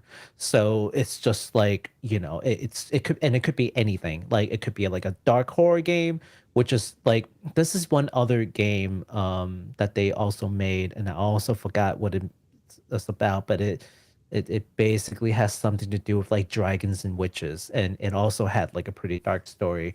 Death End Request, thank you. I was just reading I was just I was just reading chat. Death End Request, yeah, Death End Request had a really good story. Yeah. Like really, really good. It's basically RPG slash corpse party storytelling. I think I dropped in a couple times yeah. while you were playing that on twitch.tv Yeah. /Bakusan JRPG. Links in the description down below. Links in the description down below. And the reason why I even talk about Corpse Party is because the guy who wrote the story for Death End Request is the guy who wrote Corpse Party. So you can see where that's coming from. Yeah. So I'm excited for Neptunia, not necessarily for Neptunia itself, though I am. But the battle system looks interesting, and I'm hoping that they would take what they learned from this and then apply it to some other game that wouldn't be like a guilty pleasure. Yeah. Like I don't want to have to preface that, right? Yeah. So we'll see what happens. So this game is slated for a January 24th, 2023 release on PS4, PS5, and PC via Steam. The pre-order for the physical version is available at the IF store site. Limited edition has been revealed, but only available for wish listing, not for pre-order. The limited edition will include a steel case, a hardcover art book, a soundtrack, and a large mouse pad, which is actually pretty cool for the fans. Europe. I meant to say Europe will get a separate limited edition called the Calendar Edition, which would include the game, a desktop calendar, not a PC desktop calendar, but like a physical desktop calendar, and a double-sided A3 poster. I'm just like, who uses a calendar? Like a physical... People in businesses and offices that like... People in businesses. Like people with real jobs, where they go and they do things and they have offices with desks, and they need to know when things are happening. But Neptunia, though, just... Yeah, because... So, guys, we also had this other thing that happened on the 9th, just a few days ago. And I had the opportunity to actually kind of watch it during a lunch break. So there were a few noteworthy games that we'll go ahead and talk about. So let's go ahead and start with Goodbye World. Which as a title, by the way, was pretty interesting. I was like, hey, I get it, because like Hello World, if you're a programmer, is like one of the very first things you learn how to program, right? But Goodbye World, if you are programming some form of escapism, is kind of like a nice little nod to that, and also so I like that title a lot. So anyways, the game follows programmer and game designer Kani and graphic designer and scenario writer Komuda, who are working on an indie. I'm sorry, Kumade. You are correct. Kumade, who are working on an indie game through 13 chapters of narrative adventure. Yes. You want to take a look at this here? Yes. It looks really good. By the way, we're not going to talk about every game that happened during the showcase. No, there was a lot of crap. So we're not going to we're going to skip a lot of the junk, but this one actually looks really nice. Yeah. Like the pixel art, the sort of environment, the actual game that you play looks like an old Game Boy. Yes. Oh, it looks like something straight out of Kirby or something. Yes. It's so cool. And it's really meta, I feel. I mean, obviously it is, right? but it's all about Oh, like I the creative love this. process, and that is something that has really I mean, being a creative myself, that is something that really appeals to my sensibilities. So it's slated for the 17th of 2022 here, so just a little bit later on this week, and it's coming to Nintendo Switch, and also it's going to be on PC via Steam. Yes. All right. Next up, we got a game called Coffee Talk Episode 2. Hibiscus and Butterfly from the developer Toge Productions comes a sequel to the cozy Talk to Your Customers game. Let's take a look at the trailer, because that's probably tell you a lot more about this game than, you know, I can just verbally describe. All right. Well, hang on. I got to click on the correct one here. There we go. There we go. So there was a previous game called Coffee Talk. And it's a lot like Valhalla, except it's not, I recall this indie from a while ago, actually. it's not cyberpunk. And instead of having cyborgs, you have like different, you know, people that aren't necessarily human. Mhm. And instead of making you know, cocktails, you're making different like coffee drinks. Mm-hmm. And this is the second episode to that. That's pretty cool. And You you know, just it seems super chill. Yeah. Like you talk to people, you learn about their lives. That's how the story proceeds. It's very relaxing. I but feel like also this has game like a is very gonna. interesting. I feel like though that this game is gonna set an unrealistic expectation for how much a barista wants to listen to your crap. That's actually true. That's gonna ruin a lot of Starbucks baristas' days. Like, oh no, now the people think that's my job. Bro, I just want to get through my day. I just want to make you a grande mocha so you'll leave me alone. I know. This game is coming out in spring of 2023 on the Switch and PC. Yes, I know this is the Switch indie showcase, but we'll tell you where else these games are being released. All right. So moving along, we have A Space for the Unbound. It's another title from Toge Productions. It's a Space for the Unbound is a slice of life narrative adventure game set in the 90s rural Indonesia, and it's also got some awesome It pixel sounds art. super cool. Like, just they had me at 90s rural Indonesia, because that's, you know, that's like a thing that people don't really talk about, but people have stories there that we don't get to explore in like the game format. So I'm excited to see it. Yeah, I was really intrigued by it as well, because it's like you said, it's just something. It's beautiful for one, but also it looks like sort of like familiar, but also not. It's I don't know. It's you get that sense of like nostalgia for a place you've never been before. Like this has that.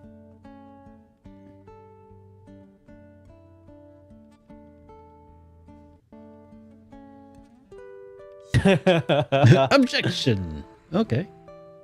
Wonder where that's from. Uh-oh. So, yeah, it doesn't sound like it's going to have like combat. There will be mind diving and there will be psychic powers, but there won't be any combat. Yeah, it doesn't look like there's going to be any combat, but it does still look really cool.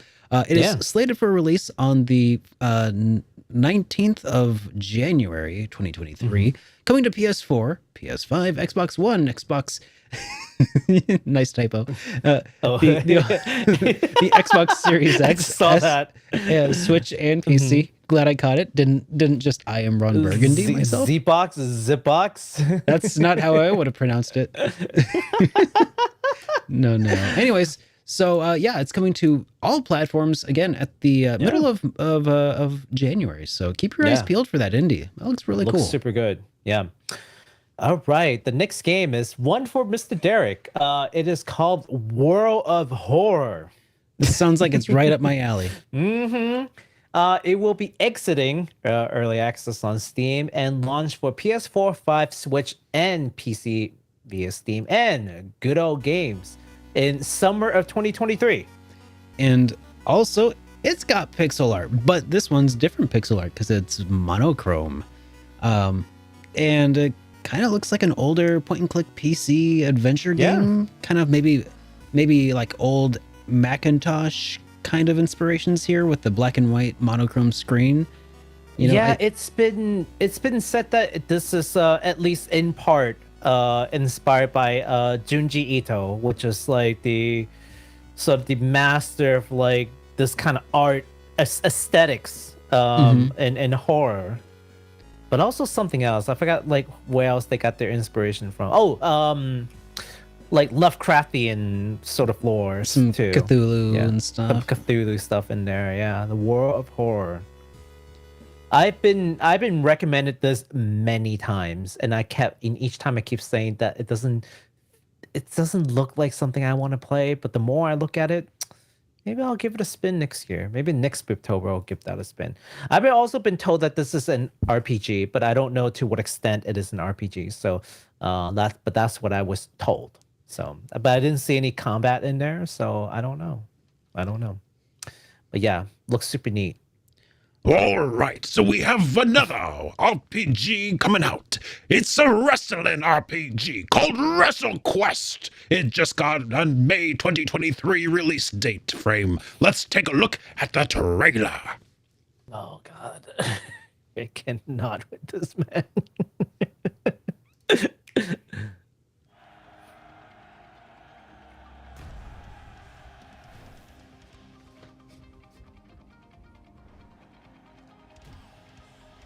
If you think you got the stuff, make sure you keep your eyes peeled. Because it's gonna be a smackdown, brother! I'm actually looking forward to this. I know, it actually looks pretty It's a hilarious. wrestling turn-based RPG. Yeah, I feel like I can see, like, Is that Andre the summon? Giant? You know, Yeah, is that a summon? Was that a summon just now? it looks like, I don't know. It's like if they made an RPG out of like 90s like WrestleMania. You know, Yes. even the trailer or the title looks like it's straight out of like WWF WrestleMania, you know? So I mean, as far as like wrestling goes, I would have to say that this one is the cream of the crop, you know? Oh jeez. If you know what I mean. So, yeah, there's a what is this? Did you just add this? No, event? that's the. So yeah. Oh yeah. so Okay, that's right. if Okay. you- So yeah, but if you yeah. missed out on the rest of Indie World and want to see all the crap that we didn't cover, that I'm just there sorry. you go, Derek. There you go. That was That's what cruel. that is. Yeah. Then you can find the link in the description down below. Yeah. Sorry about that. It's not crap. It's just stuff that doesn't appeal to me because it's not an RPG or even like adjacent. So I guess there were things that were appealing. It's just like not appealing enough for my sensibility and also our time constraint, right? Yeah. If we had like a 3-hour show, I'd go for all of them. But alas, we can only cover some of them. We'll leave the rest of those for your viewing pleasure. And we'll include the link, of course, again, in the description down below. all right. So I Yes. believe that covers it for this section. So let's go ahead and switch us Yes. over to industry news. Industry news. So, Yes. what is going on in the world of industry? Well, industry? in game industry, Yes. 13 Sentinels third anniversary broadcast. Yes. We've going to be to celebrate the third anniversary of 13 Sentinels. Atlas will be hosting a special broadcast on the 28th of November at 7 p.m. Japan time. So Japan Standard Time, yeah. so the broadcast will include appearances from a couple of voice actors, including Ami Koshimizu, Takayuki Ishii, and Matsumi Tamura. So Yes. keep your eyes out for that if you're a fan of the 13 Sentinels title. And yeah. And I believe there are a lot of people who are huge fans of 13 Sentinels. Like Vanilla Games, they release one like maybe every like decade.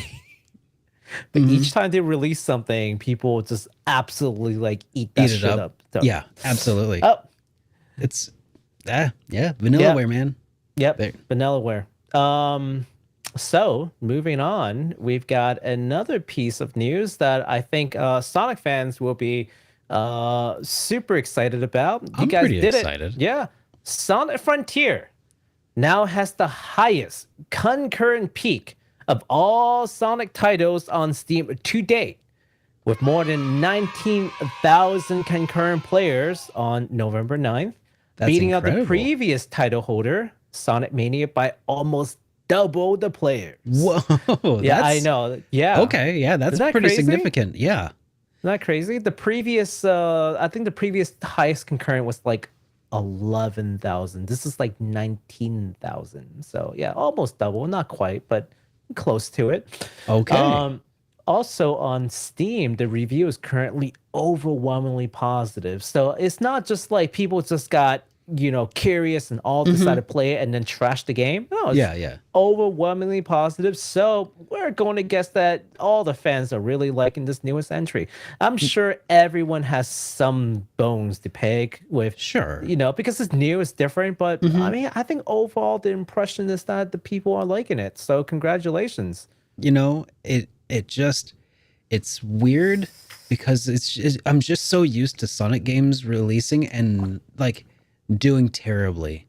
Yes. It's so refreshing for them to not get bombed I somehow. know how they pulled it off. Hey, congratulations. Yeah. That deserves a completely sincere round of applause because Absolutely. they've had a rough go of it, and the fact that they've kept trying and finding new ways to do things and eventually like settling on something. Hey, if this is the future of Sonic, then hey, that's pretty good. Also, the new Sonic Frontier has fishing, so it is effectively a JRPG. Oh my gosh, Yeah. it has fishing. Well, It is now a JRPG. It has fishing. all right. Well, there it is. How else do you categorize the game? And that's why we talked about it today, guys. By the way, Exactly. So, moving along, Mm-hmm. Tri-Ace producer Shingo Mukaitoge. Yep, I probably completely butchered that. Good enough. Yeah, in a recent interview with Japanese game publication Inside, the guy commented on the possibility of a new Star Ocean title. He says, "We truly made Star Ocean 6 while trying to meet everyone's expectations. So if it sells well, then I suppose the possibility and opportunity for Star Ocean 7 would arise. But that's not all. Additionally, Mukataigo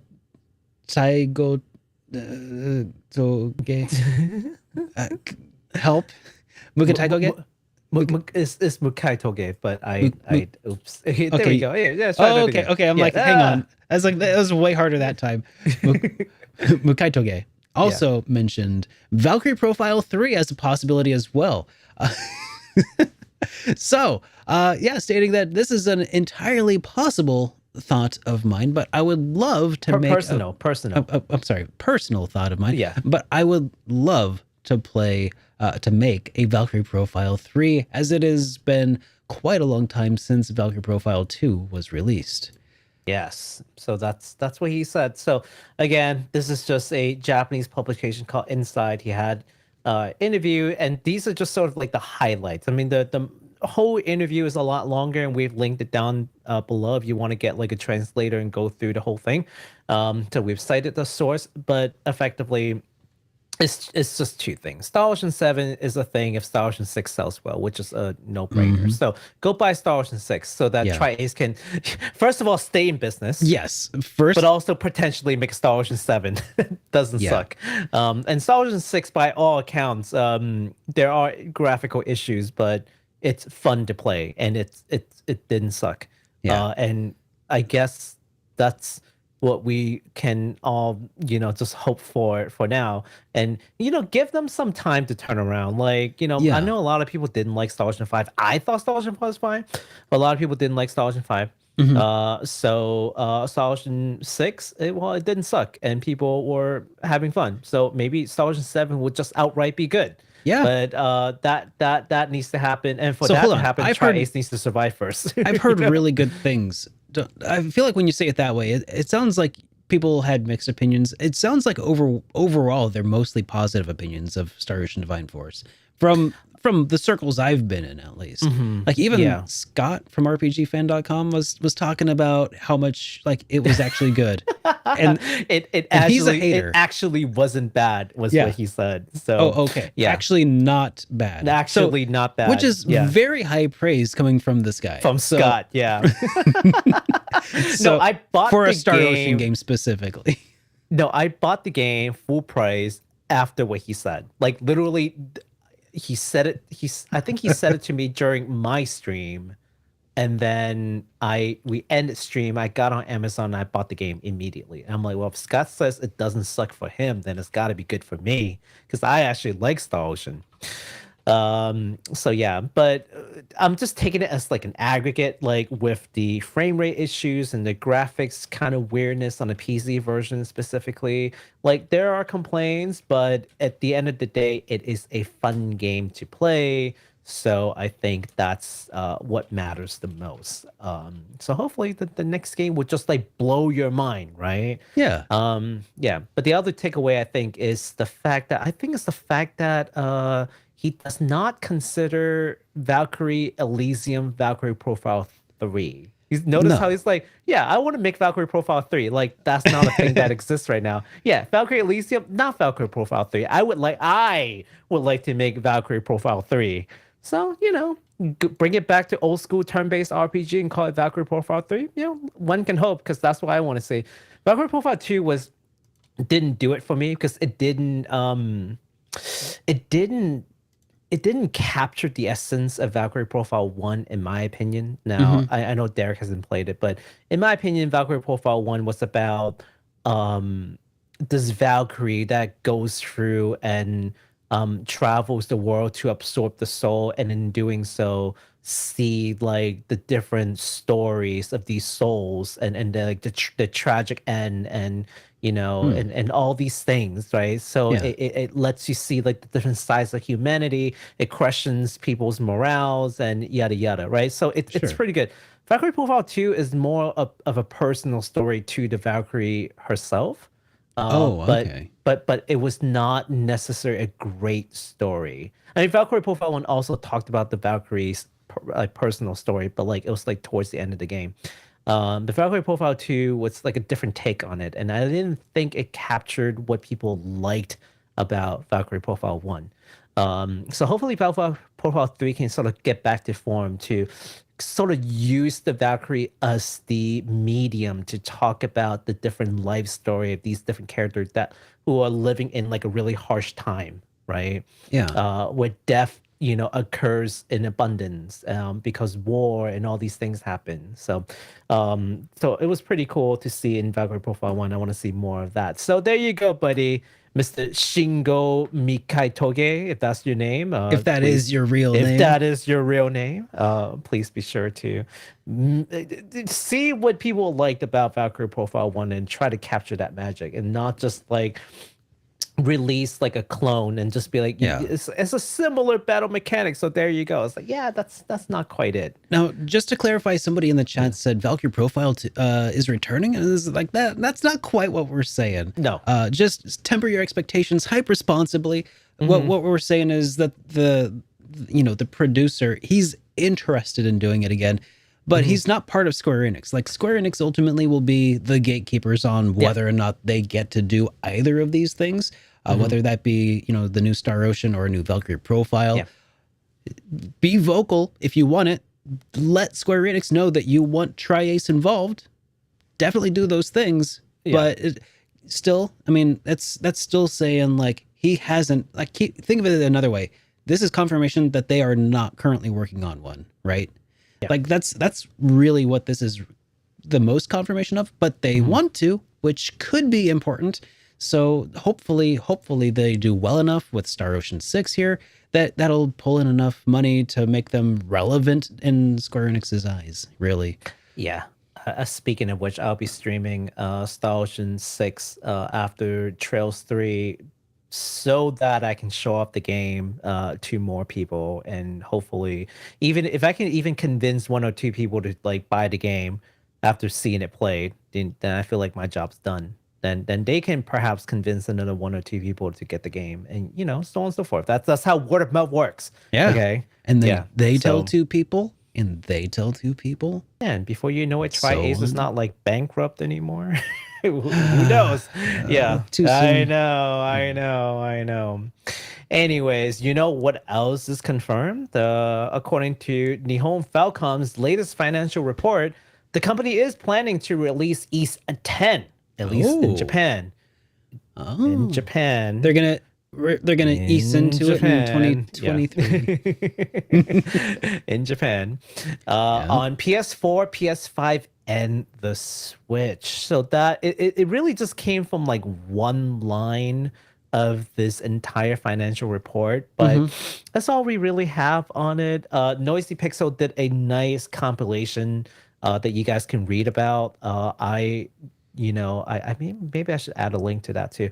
But like, it sort of highlights like all the things that we know about Ys X so far, so you guys can take a look at that. But just want to let you know that next year could be the year for Ys X if there are no delays.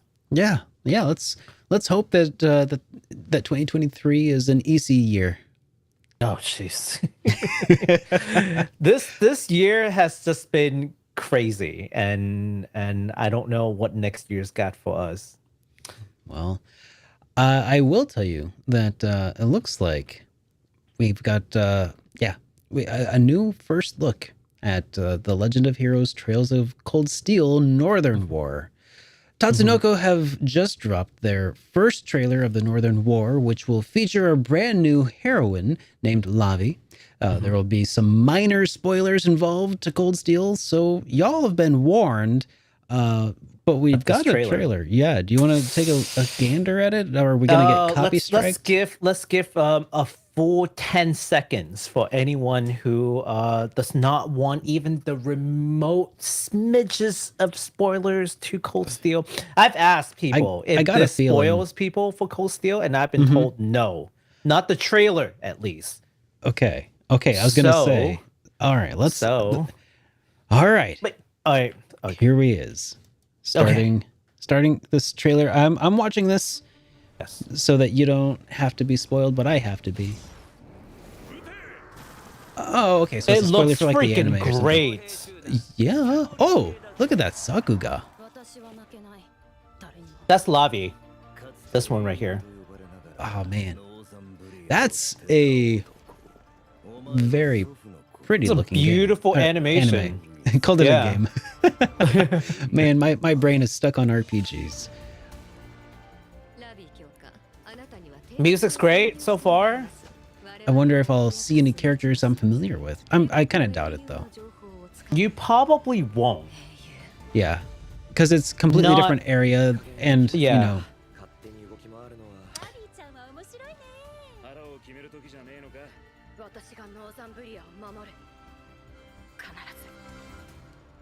Okay, that looks pretty cool.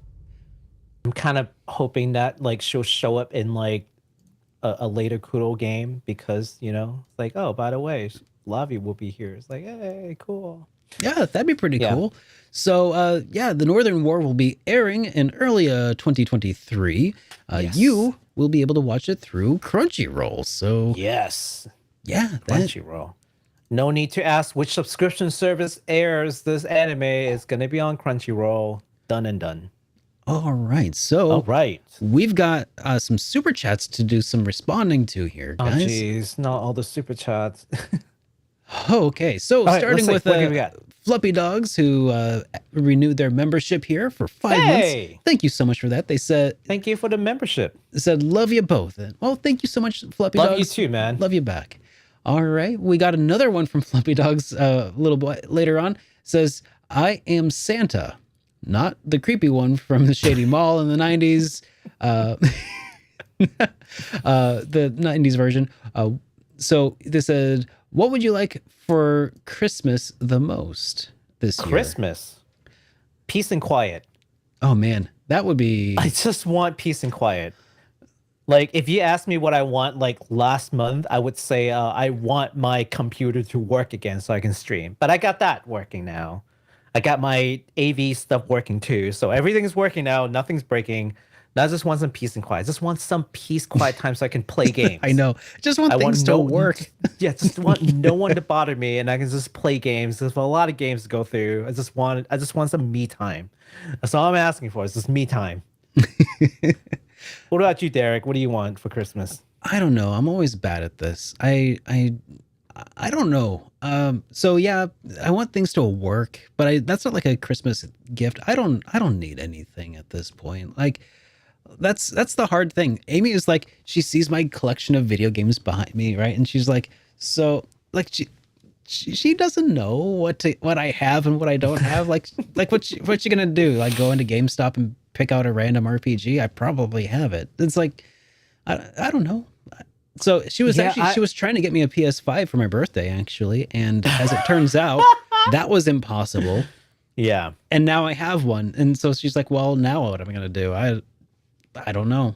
So as I've aged, I've turned into Santa Claus myself every Christmas, where I'm just buying people things, buying my nephews things, my sisters, my mother, and like none of them knows what to get me at all, because they have more mainstream taste. And my nephews, I just get them like games or whatever, like, you know, get them like Splatoon or something. They'll be happy, they'll be fine.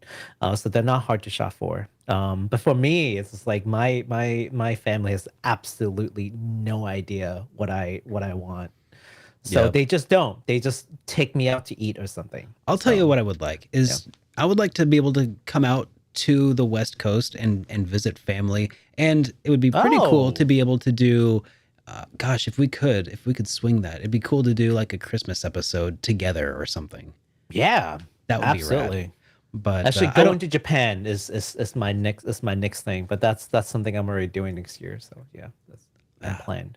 Yeah, I'm gonna did be I say gone West for a Coast? I little meant while. East Coast. I meant East Coast. Yes. I was like, you want me to fly out to Cali? I mean, I don't mind, but no, my family's on the East Coast right now. It's funny because when I turned 18, my family moved away.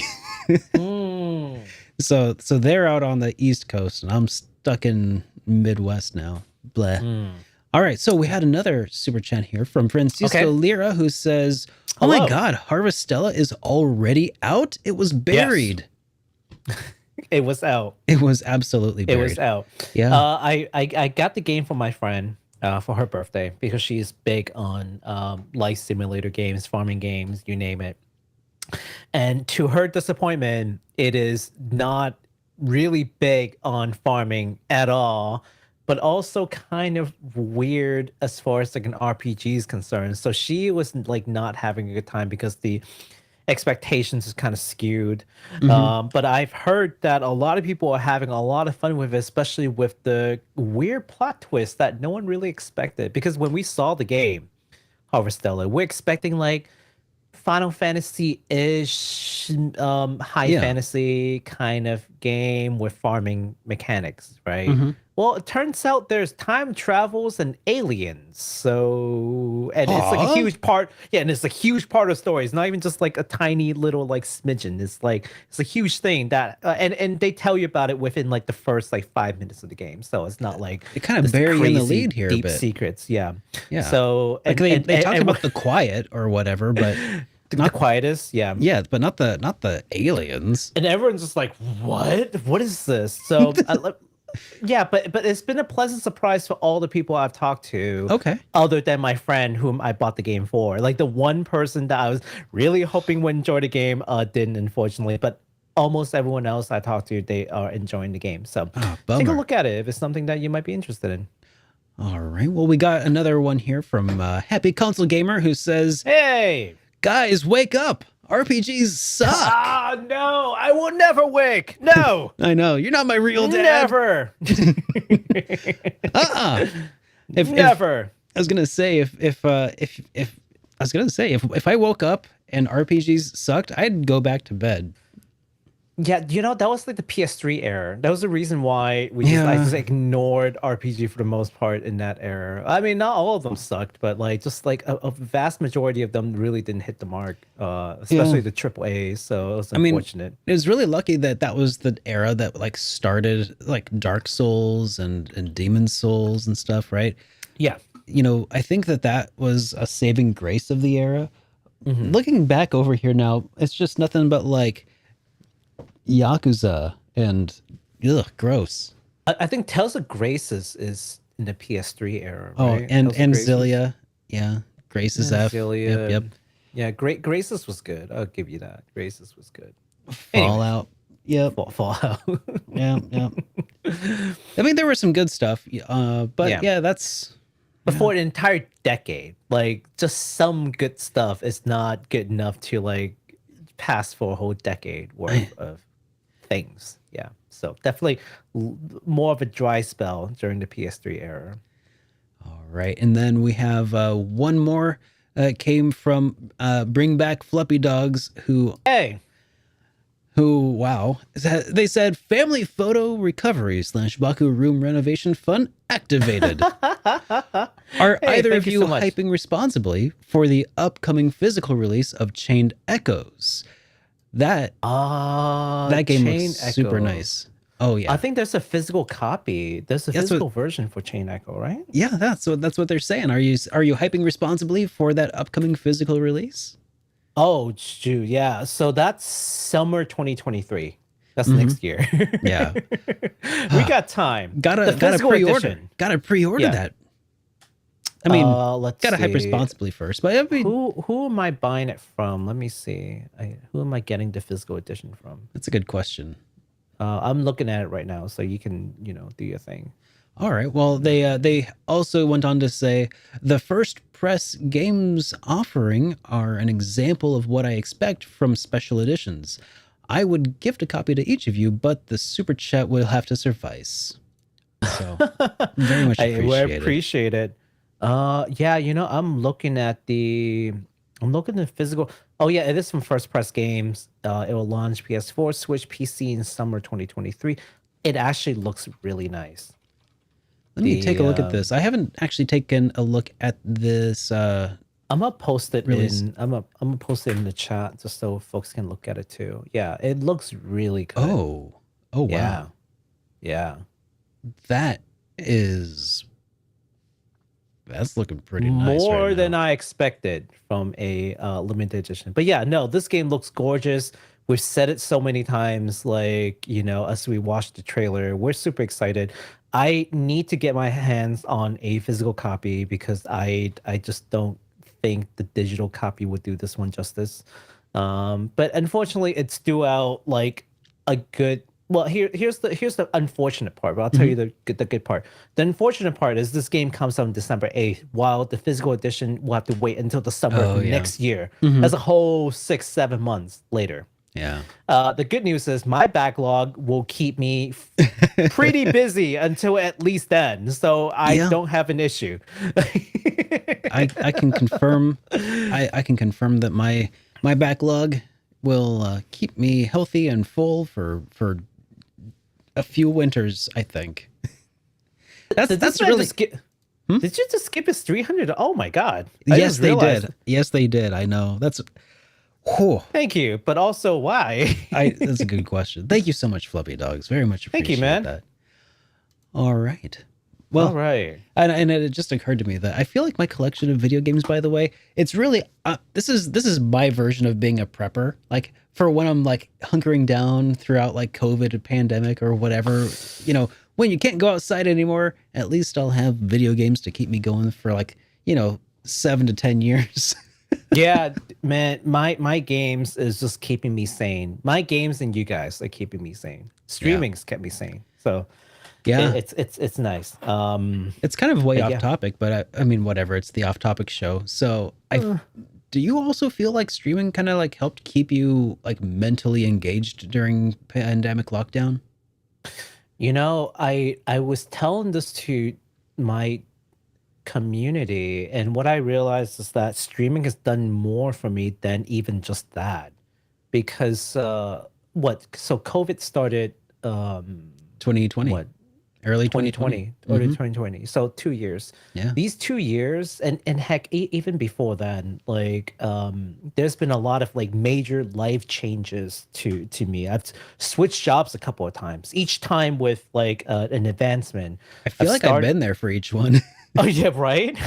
Like I've gone back to school. There's a lot of like big life event that's happened that's sort of like changed my day-to-day life. But there's sort of this like one constant, and that is at the end of the day, I can go and stream and I'll see the same people and we'll hang out and we'll just play games and just hang out. Yeah. So not only has it kept me sane, it's also kept me very grounded.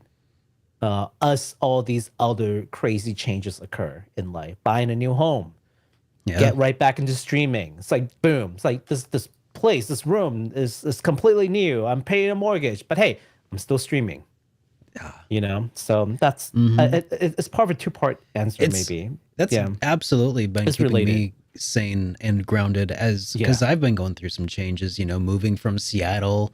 Like this was a big part of what kept me like sane and Right? even able to function during like that period of time when I had all of my things like being held hostage by a moving company. Like there's this whole Oh, I remember that. that whole That was saga, crazy. the whole yes, moving, yes. like having people to like talk to and like just be a part of, like even like it's kind of crazy how much that's become like a part of life and kept me grounded as well. So Yeah, man. we had another super chat just pop Hello. in here as well from Kansad, who says, "Hi guys, love the show. Hardest game? What is the hardest game, Baku?" Love your comment. The hardest game, like as in the game's difficulty, or the hardest game to like swallow? I'll say dealer's choice. Okay. The hardest game I think I think ever to swallow. played. I think to swallow sounds like the fun question. The hardest game to swallow. Yeah. One of the Neptunia games, because I was going through a phase where I was trying to play all the Neptunia games, including all the side games. I remember one of them. I forgot. I think it was like Neptunia U or something, where like you go into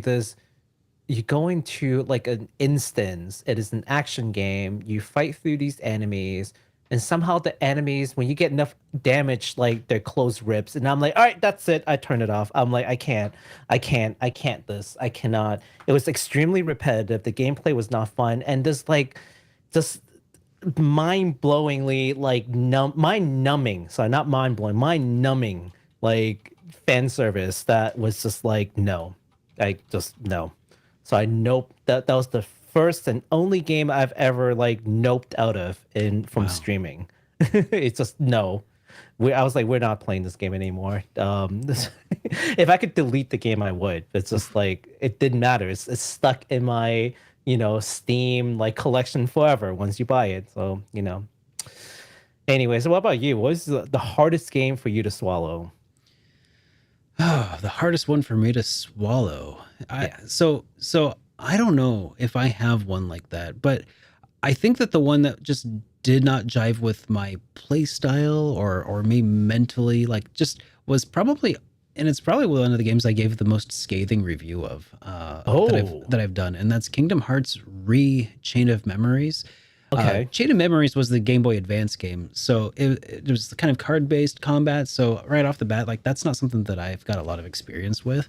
But the fact is that when they made it onto the PlayStation 2, they like instead of having kind of like a top-down view, they gave you control of like a 3D camera, and you have to have your enemy like in sight. And it was kind of like in the mid to late games, and I was starting to fight some of these higher level bosses who would teleport across the stage, and like I would be trying to attack them, I'd be trying to use special moves and stuff. They would teleport out of range of the camera, and so like I'd have to like turn the camera slowly and pan and like try to reorient and then quickly react to the super attack. It was not working for me at all.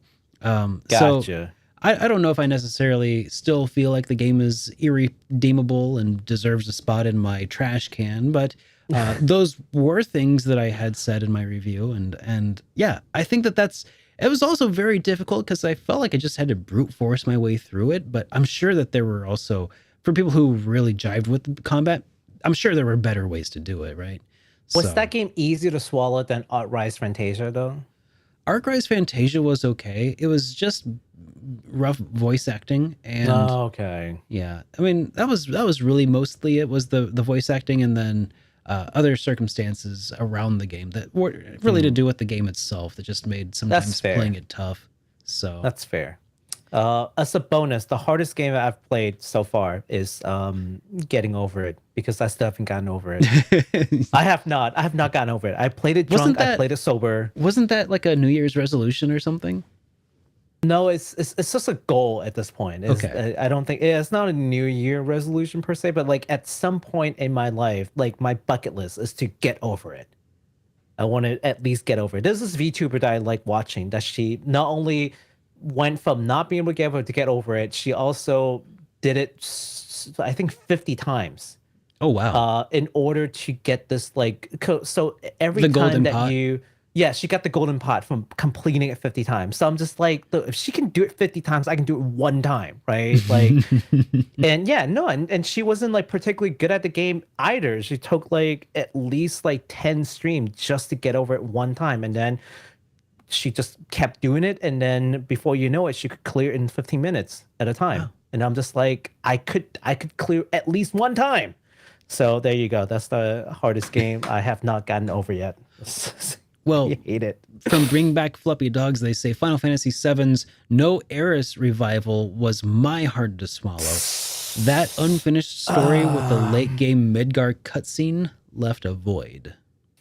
Man, spoilers! Oh my gosh. Yeah, first of all, spoilers, sir. But also, I've tried every cheat code on the internet to try to bring Aerith back. I know. when Game Shark was like a thing, and you plug it into like the back of your PS1. I tried. Isn't there a way everything. with a Game Shark to like hack her back into your party? Like with a code, like it doesn't do it like with a storyline, but you can like add her back to the party. Yes, because we've been told many falsehood in the 90s and early 2000s about like hidden ways to bring her back, and I've tried everything. And I remember back in the 90s, like people just didn't understand like what a Game Shark actually does. And people would just like try to like put in stuff randomly and see if you remember, like they would just like, oh God, I don't even know exactly what a Game Shark does, but it changes like some sort of key within the RAM hex code. Yeah, in RAM. But like, yeah, people would just like, I remember just trying to put in random crap to see what would happen. That's not how it works. I know it isn't. It changes like the memory registry. Exactly. So, yeah. Which is like basically trying to like just randomly type in machine code and hope that like something happens. But yeah, that was that was fun weird. Stuff. Yeah. But yeah, I even had the Game Shark Pro, man. Whatever the Pro does that the regular didn't, it still didn't bring Aerith back. So I know. Sad. It's rough. A wound that may never heal. I'm thanks a lot. Talking about thanks ours, not Aerith's, but you know. Yeah, thanks a lot, fluffy dogs. Man, I just bringing up some rough memories. We just got over that. We just got over that in 2022. We just got over it as adults. And you just I can't wait to not get over it again here in the next remake, maybe. You know, I'm still thinking that they're gonna change the story up. I have every indication tells me that they're going to change the story up. So I don't think people should expect the OG story plays out. All right. Well, I think that about does it for today's episode, guys. Thank you so much for hanging out with us. If you enjoyed today's episode, please be sure to like it and share it and on whatever podcasting platform you're currently enjoying it on. But yeah, I think that about does it for us for today. So Baku, are there any closing thoughts you'd like to leave the people with? Stay safe for the upcoming holidays. Yes. Thanksgiving is coming up and Christmas and all that's coming up. Just stay safe, stay warm, and try not to catch COVID. Yeah.